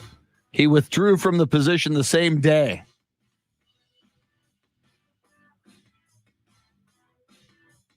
Yeah, so you got to wonder what this means, because you always kind of felt that meant he was ultimately going to be the coach in waiting at New England.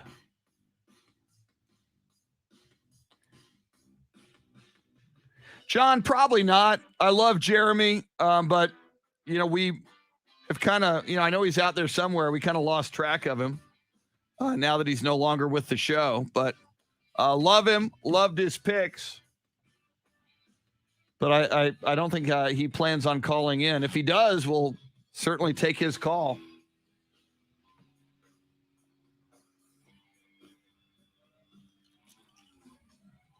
Axel J. Miller, Jose Burrow will win the Super Bowl, be named the MVP, and crowned the next Brady in the same season that Brady retired. Yeah, I said this going into the playoffs. Joe Burrow kind of has the feel of like a Joe Montana pre Super Bowl 16.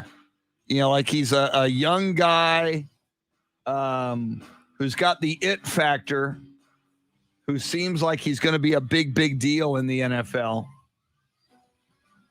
And good for the Cincinnati Bengals. I mean, a long-suffering fan base.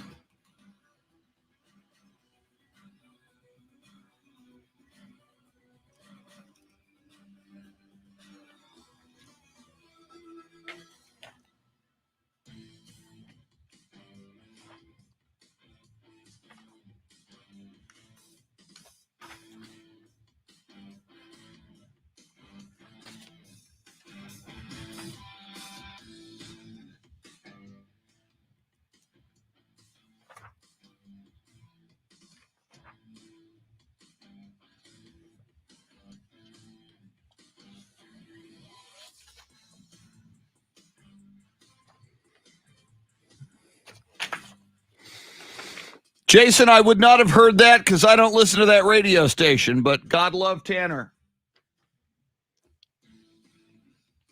I don't know why you would listen to that radio station, Jason. I don't. But good for Tanner. We love Tanner.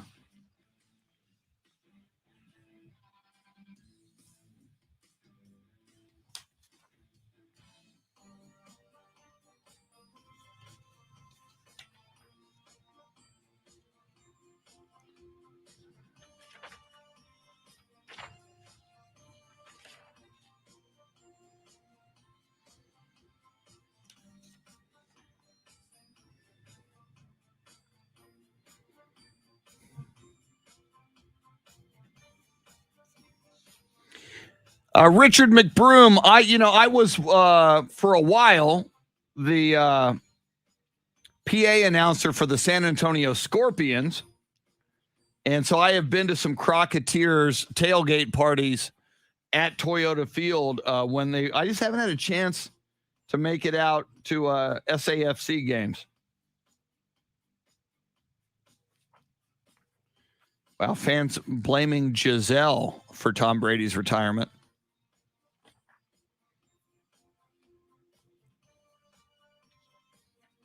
But yeah, I mean, if I can make it out for an SAFC game, I certainly will.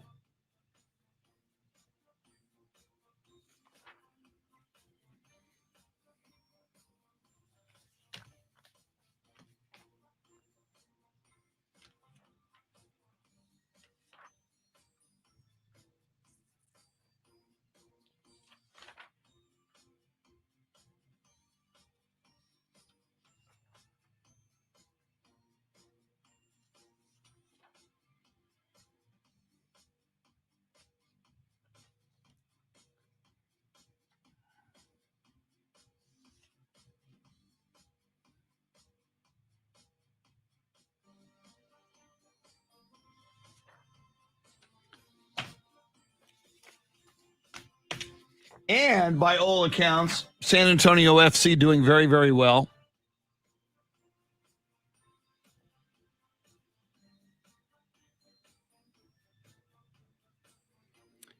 Axel J. Miller, Josh McDaniels was seeking the Raider job. Okay.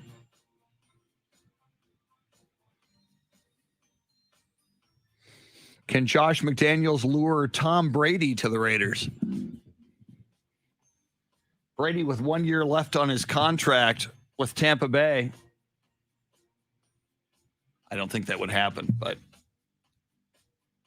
obviously they have a relationship. Yep. John Williams, we have the Howard Hessman story. We may or may not get to it, but that's a big deal. Not exactly a sports story, but we do cover pop culture whenever we can. Coming off such a big NFL weekend with a Super Bowl matchup, that certainly has been our focus this morning.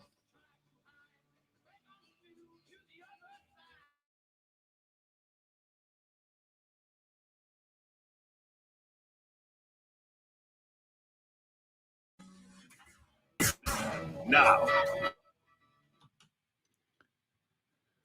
Welcome in. Chris Duel Show with Shannon, Salty, Sweeney on the day after another incredible playoff weekend in the National Football League. This one, the NFC and AFC Championship games, like the weekend before, down to the wire. The last 6 playoff games in the NFL have been absolutely phenomenal.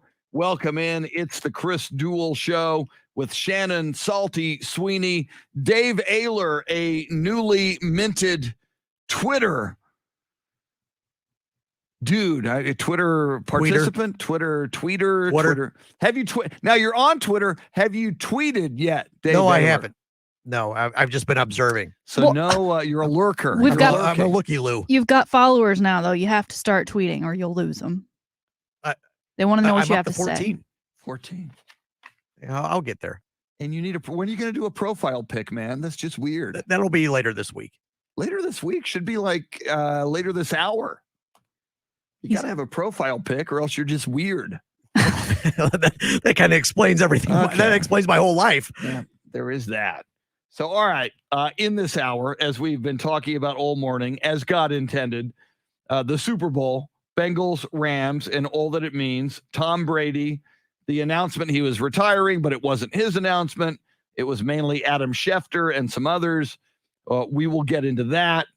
And by the way, you're welcome to join us throughout the hour and always. 800-707-9760. We stream live video on AM 1300 The Zone and Ticket 760's Facebook and Twitter pages. And oh, by the way, in less than 12 minutes, another chance to win $1,000. Somebody wins $1,000 every hour. It may as well be you. But Shannon, a big weekend for Texas Longhorn men's basketball and a big week coming up this week as well. Talk a little bit about what's going on up at the Frank Irwin Center in Austin. And so over the weekend, Texas basketball took on number 18, the Tennessee Volunteers. Of course, they are coached by former Texas basketball coach Rick Barnes. It was his first game back at the Irwin Center and officially his last game at the Irwin Center, as it will be retired and the team will start playing in Moody Center come next season. And it was a thriller in that Texas ended up winning 52-51, but Texas actually had a pretty solid lead. And then they kind of had their usual second half collapse down the stretch, but they ultimately got the win and a big win, obviously, it was a Big 12 versus SEC weekend. Kansas fell to Kentucky, so that was a huge one for the Big 12 to not get a win there, but Texas helping do their part in that rivalry setup, Big 12 versus SEC, and good to get a win before this Tuesday, because Tuesday, tomorrow night, 8:00, Texas will take on number 13, Texas Tech, of course, the school that Chris Beard left in favor of his alma mater, Texas. He's already said, he adores the fans. He really made the decision because he had the opportunity to coach at his former school, and it was an opportunity he couldn't take up or couldn't pass up. But Texas Tech fans immediately started lining up for tickets to the game as soon as they could. They're already in line. There's plenty of pictures going around, the horns down. Even the Texas Tech current basketball coach tweeted, "Hey, if you need tickets to the game, just ask." And he tagged Coach Beard, did one of those little sly smiley faces. So I think a lot of it is in good fun and jest, but things could get pretty wild on a Tuesday in Lubbock. I think a lot of people are excited for this one. It's going to be must-watch television from start to finish. Just hoping, throw tortillas. Please don't throw anything else. Like tortillas. I don't think anyone's ever been harmed by a flying tortilla, but let's keep it at that. Absolutely. That'll be 8:00 tomorrow night. It is on ESPN2. And Shannon, I wonder, Chris Beard did a lot for that Texas Tech program. I'm always very interested to see if fans show class or if they don't. Now, granted, Texas Tech fans are upset that Chris Beard, after all that success, went to Texas, but you and I have discussed and reminded people Texas obviously is Chris Beard's alma mater. It's nice to go home when you have an opportunity to go home. I will be very interested to see if Texas Tech fans handle the moment and handle the evening tomorrow night at United Supermarkets Arena, which is what it's called in Lubbock, as Texas Tech hosts Texas. What kind of a reception do you think Chris Beard will receive tomorrow night? You know what? It's kind of a mirror thing going on here, because we had Rick Barnes back in town. It was his first time in many years since he, that they parted ways, Texas and Rick Barnes. It wasn't that Rick Barnes said he was leaving to go to the Volunteers, so that the situation of what happened as to why they're no longer paired together is extremely different from that of Chris Beard and Texas Tech. But Texas obviously very much welcomed Rick Barnes back, gave him his congratulations. There were over 16,000 people in attendance at the Irwin Center. Chris Beard and Coach Barnes did a fireside chat. As part of what Chris Beard has done a great job of doing since he's been here, is really immersing himself into the Texas culture that is all of the things aside from the sport that you do.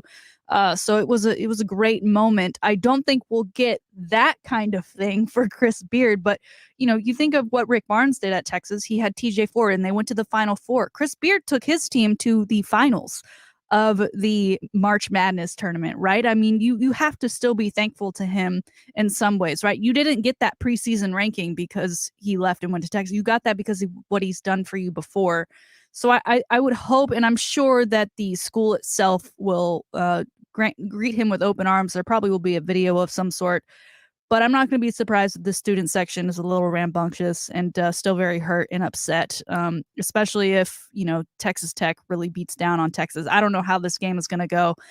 Texas should have easily won over the Volunteers over the weekend, and they didn't because, again, they just have one of their, timely collapses. They still pulled out a win, which was great, but I'm hoping that it's at least a battle down the stretch and that this one isn't over after the first quarter or two. And if indeed Texas gets the win, and you're right, and I agree that the fans, it's hard to for 18 to 22-year-old Texas Tech fans, given the circumstances of Chris Beard leaving Texas Tech for Texas, probably a lot to ask for them to behave themselves and not get, as you say, rambunctious in that situation. But imagine if Texas wins that game at Lubbock, if Chris Beard comes into town with his Texas Longhorns and gets the win, and then packs up and heads back to Austin. That would be an ugly outcome and an ugly night for the Texas Tech Red Raider faithful. No matter what happens, I agree with you. It is going to be must-see TV tomorrow night, and it should be a lot of fun either way just to see how that plays out. You know what all these students have in common is that they all applied to Texas. Okay, so at the end of the day, Chris Beard heads home to his alma mater, a school he got into and a school he now coaches for in the University of Texas. Get some. Wow. We're pouring salt this morning. Shannon pouring salt and throwing shade on the Texas Tech fan base and students. Very, very nice. And you got to so Tennessee was number 18. Texas gets that win 52-51. Now if they can go beat number 13 Texas Tech. And what's interesting, I'm looking at the records, Shannon, and as we've talked about a lot in the Big 12, teams pretty much beat up on each other. But mirror images, at least record-wise, Texas and Texas Tech, both overall 16-5, and both of them 5-3 in the Big 12. And yet Texas Tech with the number 13 ranking in the country. That's kind of interesting. Yeah, well, Texas went on a tangent of losses, 4 in a row to be exact. Oklahoma State, they lost Oklahoma State, then beat Oklahoma, But then they went on to lose to Iowa State and an unranked Kansas State. I think those losses so close together, the 3 out of the 4 there, really hurt their ranking because they were ranked. They started the season, I believe, at like number 7. They kept falling back. But a win over Texas Tech should see them back in that top 25 for sure. So we will keep an eye on that. I'm sure we'll talk a lot more tomorrow, the day of that matchup in Lubbock between the Texas Longhorns and the Texas Tech Red Raiders. I want to touch upon some other stories involving sports. And I know in your notes, Brian Kelly trending again in a photo op with a recruit, apparently busting a move. What's going on with Brian Kelly and his latest online exploits? Yeah, so I don't know exactly what these are called. I know they're big at like award shows for celebrities where they go and they stand on this special spot and then a 360 camera will rotate around them and it becomes a GIF or a little short video of their style. LSU has one of these. It's part of a recruiting tool that the players that visit put on the uniform and they kind of get to see what it would look like in the pose and do all that. Well, shortly after Brian Kelly signed on with LSU and started meeting with recruits, he was in one of these photo ops and he was dancing and they usually play music. And it was just kind of odd because typically, again, it's about the student athlete and what they would look like. And then you have Brian Kelly kind of being the goofball dad that he seems to be off the field involved. And he did it again over the weekend, dancing behind possibly a future LSU star. It's just awkward, man. I don't know if I'm that kid. I'm like, get out of my shot, dude. Like, this is about me right now. I don't know how much that really adds to the recruiting efforts other than maybe for those that see it are like, oh, he seems like a fun guy. You know, some guys want to be coached by the guy that feels like he's a friend or, you know, the nice guy or the guy you can laugh with or dance with, right? You know, Tom Herman would never do that. And so a lot of people didn't want to play for a guy like Tom Herman. So I guess I see it in that way. But if I'm that kid there, I'm like, what? Get out of my shot. This is about me right now. Very cool. We'll talk more about that, but I see we're getting a phone call right now. 800-707-9760 on the phone line is Mike. Mike, you're on the phone line. What's going on? What's on your mind, Mike? Good morning, guys. I'm on 35 heading to Austin for work from San Antonio. I am a Red Raider and a proud one. I will tell you one thing, Miss Salty. You are really salty this morning. You are really spicy. Here's the thing, guys. All right. First of all, tomorrow is going to be a whipping, right? Texas Tech will win that game. What people are going to realize is it has a lot more to do with Mark Adams building that team than it did Chris Beard. Chris Beard wasn't the precipice behind the defensive stand. It was Mark Adams. If it were not, when Chris Beard left, that team would have fallen apart. Some players left, few players left, but the basis and the premises of a defensive-minded ideology is still there. It's even better than it was because it was always Mark Adams. And your team is going to see that tomorrow when they get to Lubbock. I will also tell you that I've got many friends that have already spent $1,000 on tickets at the UT Austin facility for when we come back down there to flood that place with red. And so, yes, Miss Salty, it will be very salty tomorrow. You will see very little scoring out of the Longhorns. I say under 50 points. And you will see, and Chris Beard will learn, and he will be exposed to why is where they are. You guys have a blessed day. Wow, I like it. Shannon, your reply to Red Raider Mike. Well, thanks for the call, Mike. I love it. I love this kind of back and forth and great rivalries turning into one for sure between Texas and Texas Tech. My only question is, okay, so if it wasn't the architect of Chris Beard, right, if it's the current head coach that should be getting all the credit, then why are we mad about Chris Beard? Why are we still mad then? Why then this game isn't what everyone's drawing it up to be, right? If it's no big deal, if he's not the reason why Texas Tech is ranked number 13th and started the season so well and has, you know, the foundation that they do right now, then it's not the rivalry we think it is. It's just another Big 12 basketball game. Let's see who beats up on who. It's Mike. Feel free to call in tomorrow and even the day after tomorrow when the outcome is official. Right now, though, it is 8:20. We'll react more to Mike and his Red Raider call here in a moment. But right now it is 8:20. And even Mike, you have a shot to win $1,000. Everybody does. It is the Grand in Your Hand cash contest. Somebody's going to win $1,000 right now. Here's the keyword. Now your chance to win $1,000. Just enter this nationwide keyword on our website. Thanks. That's thanks. Enter it on our station website now. Thanks is the keyword. Somebody wins $1,000 right now. We suggest you go to both websites. You can double your chances to win at am1300thezone.com and at ticket760.com. I again, Shannon, back to Red Raider Mike, who just called. And Mike, that was a lot of fun. You got to love, we come from, you're in Austin, Shannon. I'm in San Antonio. Mike is on I-35 driving from San Antonio to Austin, yet he is a Red Raider. And I just love the call because he brought a lot of passion and indicative of, I think, what we're going to get tomorrow night. And as you mentioned, as we move out of Super Bowl, we got 13 days till the Super Bowl, and then, oh my God, football is going to be over. But it just kind of gives you a little window into what's coming, which is March Madness. Mm-hmm. And a lot of, before that, conference championship basketball tournaments. So things already heating up in college basketball. And this will be just kind of a fun little sampling of that tomorrow night in Lubbock. Yeah. And Mike, thanks again for the call, because I know it's gross outside today, and I think it's going to be gross all day. So safe travels there, especially on I-35. When I was watching the game on CBS yesterday and they aired that commercial for March Madness, here we are, end of January. We still have a lot of games left to be played between the conference, and then you do have those conference matchups. It is going to get here really quickly, the actual tournament. I mean, Texas gets the win over the Volunteers, and that was one thing Chris Beard said was, we got to win. We got to win over a tournament team, and come tournament time, it doesn't matter if you have that collapse. It doesn't matter how many points you outscore the opponent by. At the end of the day, you got to be in the win column to move on, and that's what Texas needs out of their squad. And so playing teams like Texas Tech and those in the Big 12 who are likely also going to be tournament teams are going to be very valuable down the stretch.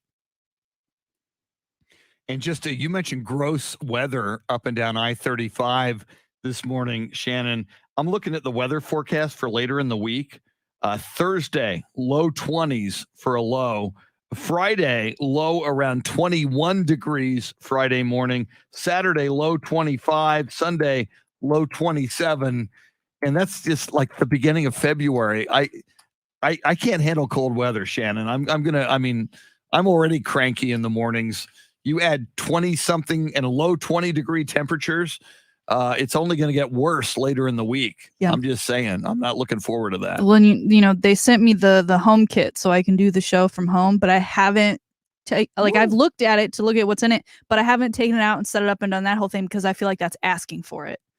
I feel like that's me opening things up to say, okay, do the show from home, when I'd much rather do the 10-minute drive to come to work and do it. I think the best chance for me to actually end up having to do it from home would maybe be Thursday this week. But again, I'm hoping that doesn't have to happen.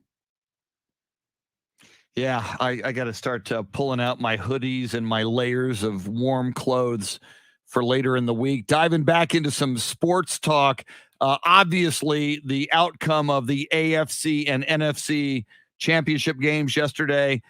Biggest topic of conversation this morning across America in the world of sports, the Tom Brady story. We got to that. So kind of not taking up as much oxygen, but kind of a big deal. The Las Vegas Raiders have hired a new head coach. And luckily for the Raiders, he made it a full day without rescinding the offer, as he did the last time he was named the head coach of the Indianapolis Colts. It lasted less than a day. Josh McDaniels, the new head coach of the Las Vegas Raiders, longtime offensive coordinator with the New England Patriots. Shannon, how do you feel about this hire? I like it for the Raiders, especially, hopefully, I don't know what his exact thoughts are on one Mr. Derek Carr, but you would hope that given his time with the Patriots and the success he had even this year with Mac Jones, that that would transfer over to Derek Carr and really help that team out because they were close. And that division is awfully hard now, especially when you maybe put into the back of your mind that Aaron Rodgers could potentially sort of maybe kind of, I don't think so, but some people do believe he'd be heading to the Denver Broncos only to make that division that much harder. I like it for them. I like that spot. Yeah, and Bill Belichick disciples have not exactly gone on and done stellar things in the National Football League, but you got to believe that all of those years that Josh McDaniels spent learning in that system, assimilating the way that Bill Belichick does what he does, and learning, you got to believe he learned from Tom Brady. Sure. All of those years working with Tom Brady. I mean, that's a lot of great football knowledge that you would think Josh McDaniels can now take to another location in Las Vegas and help the Raiders become a better football team. Coming up, we got a lot more just after 8:30. Another head coach may be making a leap from college football to the National Football League. Latest interview with the Minnesota Vikings. We will get into that, and we'll talk more about the Super Bowl matchup. Very intriguing, very fun, I believe, between the Cincinnati Bengals and the Los Angeles Rams. The Tom Brady rumors over the weekend. Giselle getting some blowback, some football fans blaming Tom Brady's wife, Giselle, for what appears to be his impending retirement. We will get into that and more. And the passing of sort of a radio guy, Howard Hessman, from WKRP in Cincinnati, passed away. Oh, and halftime yesterday of the Bengals-Chiefs game got a little bit out of hand for the commentators at halftime. We'll get into all of these things coming up. Shannon, Salty, Sweeney throwing salt on Texas Tech Red Raider fans everywhere this morning, getting ready for tomorrow's big Tech versus Longhorns game in Lubbock. New to Twitter, Dave AFC, your Soundscape Stylist. I'm Chris. Till 9 on the Chris Duel Show. Woo! Woo! I am going to grab a little more iced tea for the final half hour. I got the tea, but I need the ice. I need some ice for my tea. Thank you very much.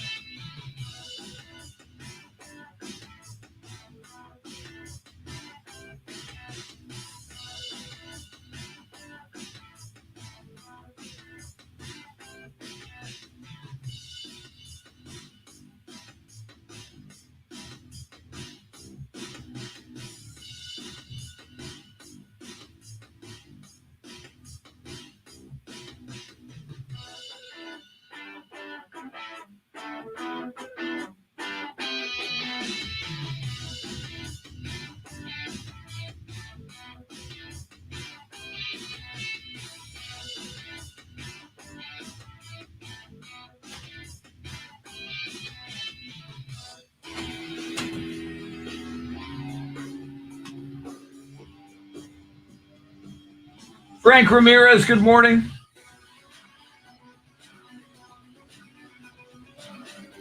I got some ice for my iced tea.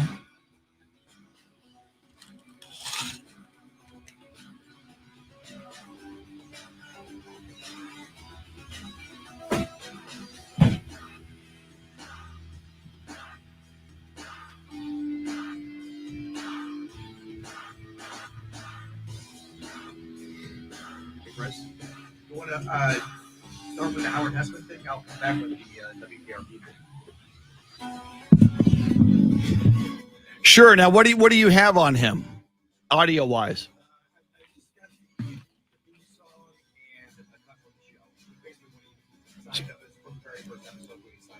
Okay, so you're going to come back with the theme song as return music, and then we'll do the cut.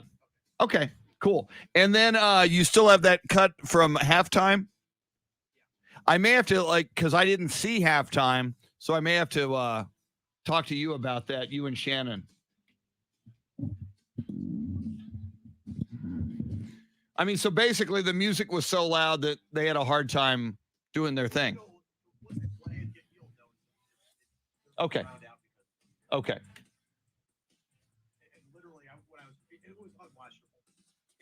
Wow. Wow. Okay. Okay. So yeah, be ready with that.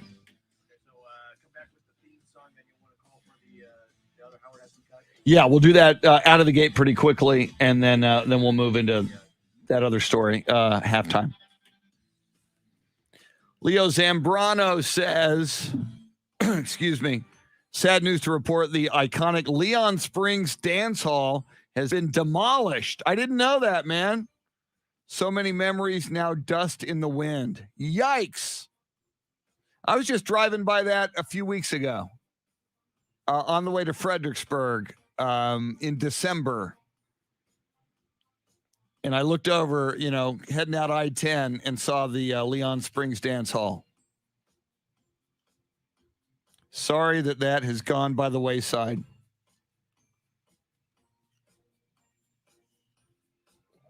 I wonder what they're going to put up there. I mean, I wonder, I guess somebody else bought it and bought the land and is going to do something else with it, I guess.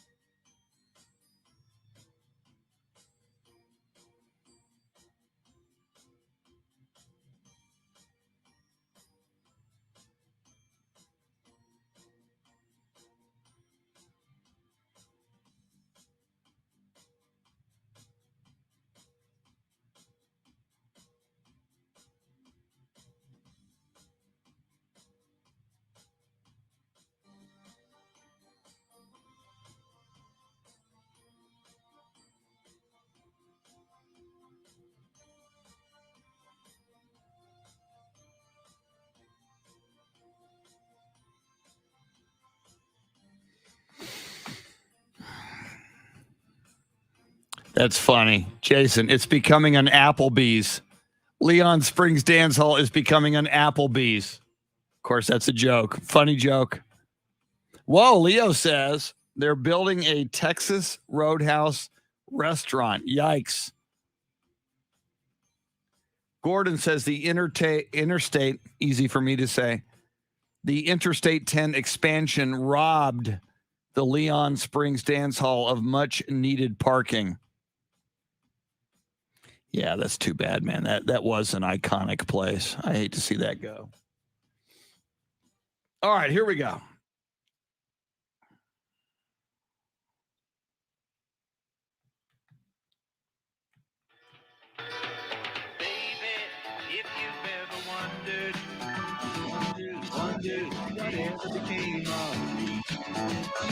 I'm living on the air in Cincinnati. This is not WKRP in Cincinnati. It's AM 1300 The Zone out of Austin, Ticket 760 out of San Antonio.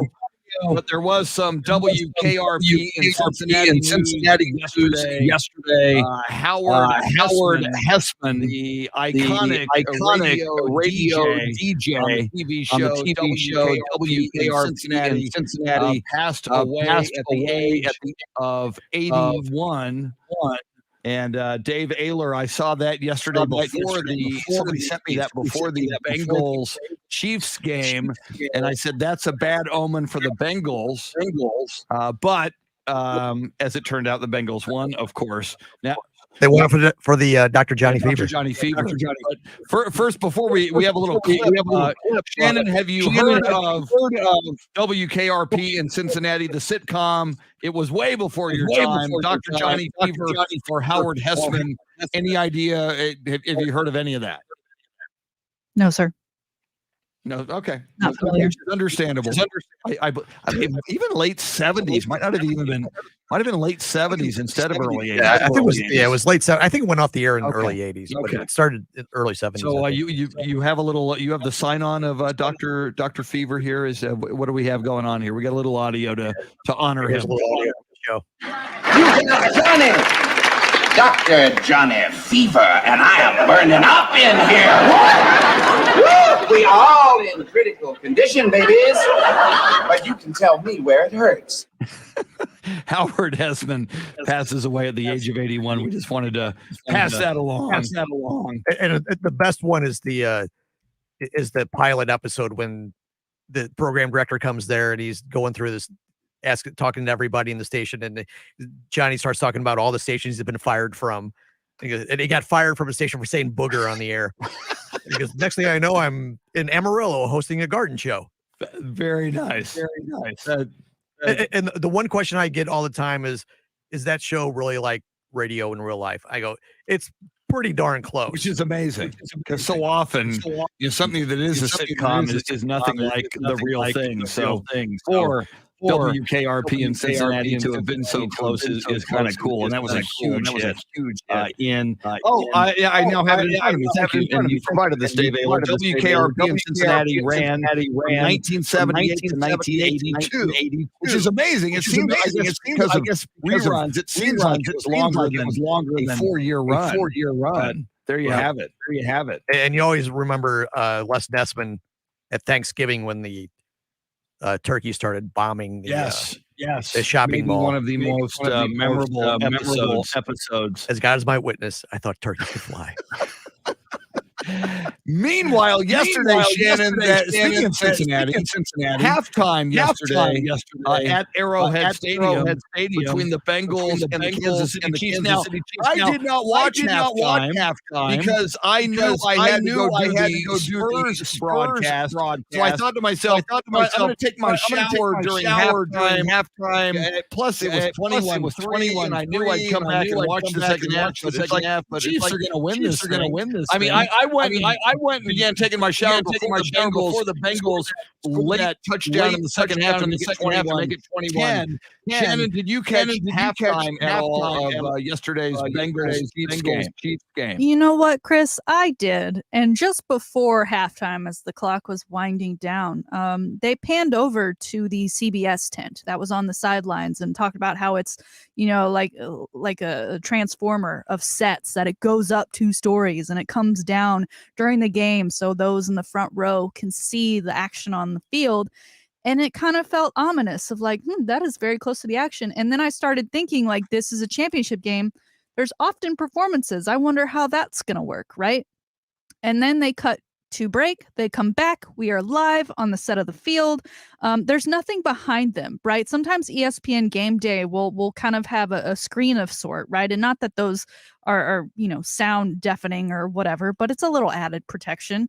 And then you notice some black boxes behind them, and it's like those look like speakers. And all of a sudden you hear the announcer being like, Grammy nominated artist Walker Hayes, who everyone I think now knows is the guy who sings the Applebee's. It wasn't originally an Applebee's song, but they picked it up because he does shout him out in the song, and they've heard it everywhere now, and it's a TikTok trend. But he does have other music out there for those interested. And you think, wow, that was an awfully loud announcement. I hope that's not how the whole performance is going to go, because I can barely hear the CBS guys trying to break down the first half of this game. But nope, it was more of a. I really wish that CBS just cut to the performance of Walker Hayes, because you could not understand the CBS crew throughout the entire time. I can't imagine how annoyed they were that of all the places. I don't know who's in the wrong here. CBS for putting their set there, or who allowed the speakers to be right where they were to just be blaring the entire halftime show their way throughout the halftime report. But it just wasn't great. I'm sure we won't see it again. But somebody's fired, Chris, for sure, on this Black Monday. It's a Black Monday for somebody out there. I imagine. And Shannon, Dave Ayler's got a little audio for people like me who missed the CBS halftime update. Here's a little bit of how it sounded yesterday. I'm going to protect my quarterback. And Mahomes all day to throw. Nobody open, but he is able to move outside. My God. I mean, can you imagine in the director in the truck, Shannon, and it's CBS. You guys have done football broadcasts before, and you're right. I don't know if it was CBS. I don't know if it was the people at Arrowhead Stadium.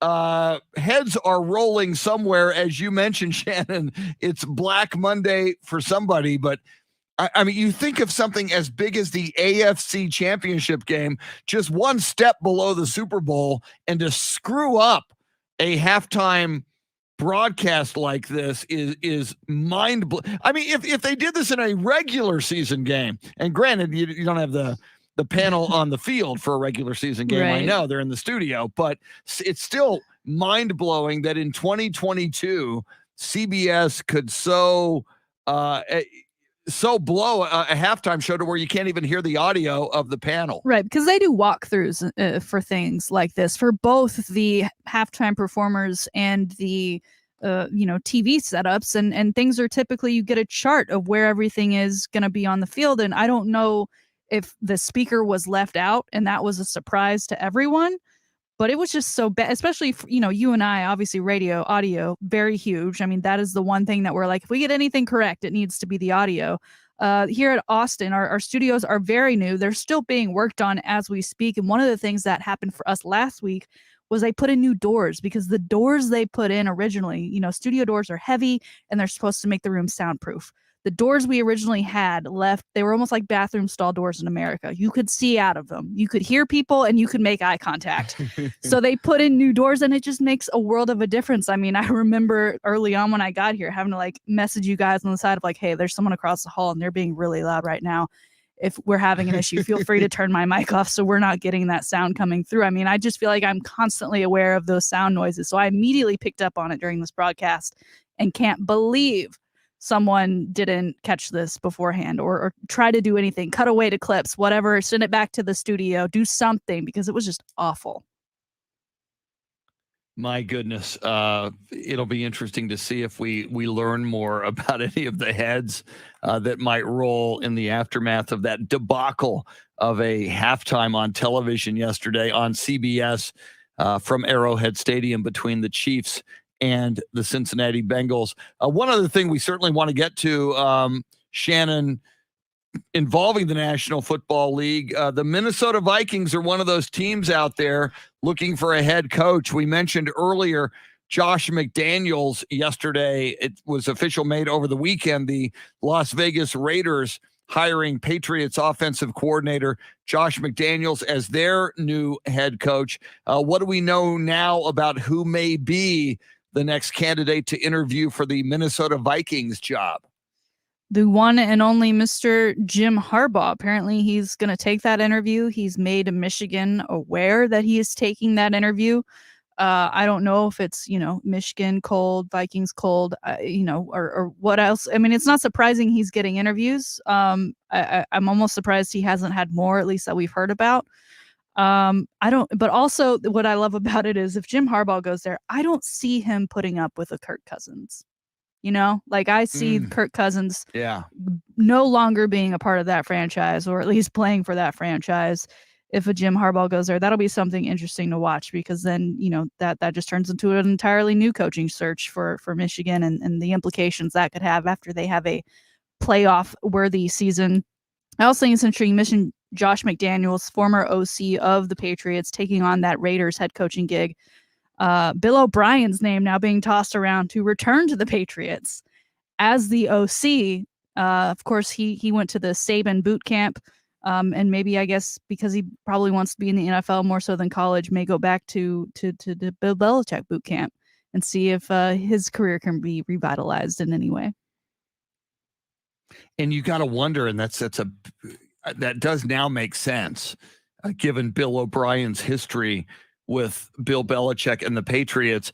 And you also have to wonder, how much longer is Bill Belichick going to coach? And does Bill O'Brien think maybe now, if he goes to the Patriots, might he inherit the Patriots job if Bill Belichick ever steps away? But yet I wonder, Shannon, with Josh McDaniels going to the Raiders, is it almost like a Becky Hammond situation in San Antonio when Becky took that job with Las Vegas of the WNBA? A lot of us thought, well, okay, now she must know that Pop plans to stick around a little longer than we thought in San Antonio, because people figured Becky would be the next head coach of the San Antonio Spurs. She still may. We'll see how that works out. But with Josh McDaniels now going from the Patriots to the Raiders, it makes you think that maybe he's got some inside information that Bill Belichick's going to be there for a while, whereas a lot of people thought Josh McDaniels was hoping and maybe expected to be the next head coach whenever Bill Belichick stepped away. Yeah, the idea of head coaching and waiting, I think, gets tossed around a lot at both levels. In some cases, I guess it could work. It seems more like an idealist imagination than something that actually pans out overall in the long run. But man, Bill Belichick, you got to feel like his time will be coming. I almost feel like he's still coaching because Tom Brady's still in the league, and that maybe after Tom retires, whether it's this year or next year, then Bill would go one more year before he says, okay, I'm done. Well, and, we brought up Jimmy Garoppolo earlier, and, I brought up what if he goes to Tampa Bay and replaces Tom Brady? Bill Belichick as well. I mean, that is AFC. It would seem more likely that the 49ers would ship him to the AFC. And we know that Bill Belichick coveted Jimmy Garoppolo a number of years ago when Tom Brady went to Robert Kraft and forced that trade of Garoppolo from the Patriots to the 49ers. You got to wonder if now, and a lot of people think he gifted him to Kyle Shanahan, who was a friend, for only a second-round draft pick when the Cleveland Browns would have offered a number one, reportedly, for Jimmy Garoppolo. You got to wonder if Kyle Shanahan will gift him back to Bill Belichick, or is he happy with Mac Jones? That could be an interesting storyline as it develops. How do you take that if you're Jimmy G? Right, because they're showing your value or your worth, right, of what you're being traded for. Yeah, you did end up in San Francisco, where you've been to one Super Bowl and another NFC Championship game versus, the Browns, who, haven't really had anything going for them. Baker has helped them get into the playoffs once or twice. But, comparatively, you had a better deal out of it, but your value still doesn't show that maybe you're worth that much. It'll be interesting to see where Jimmy Garoppolo lands next.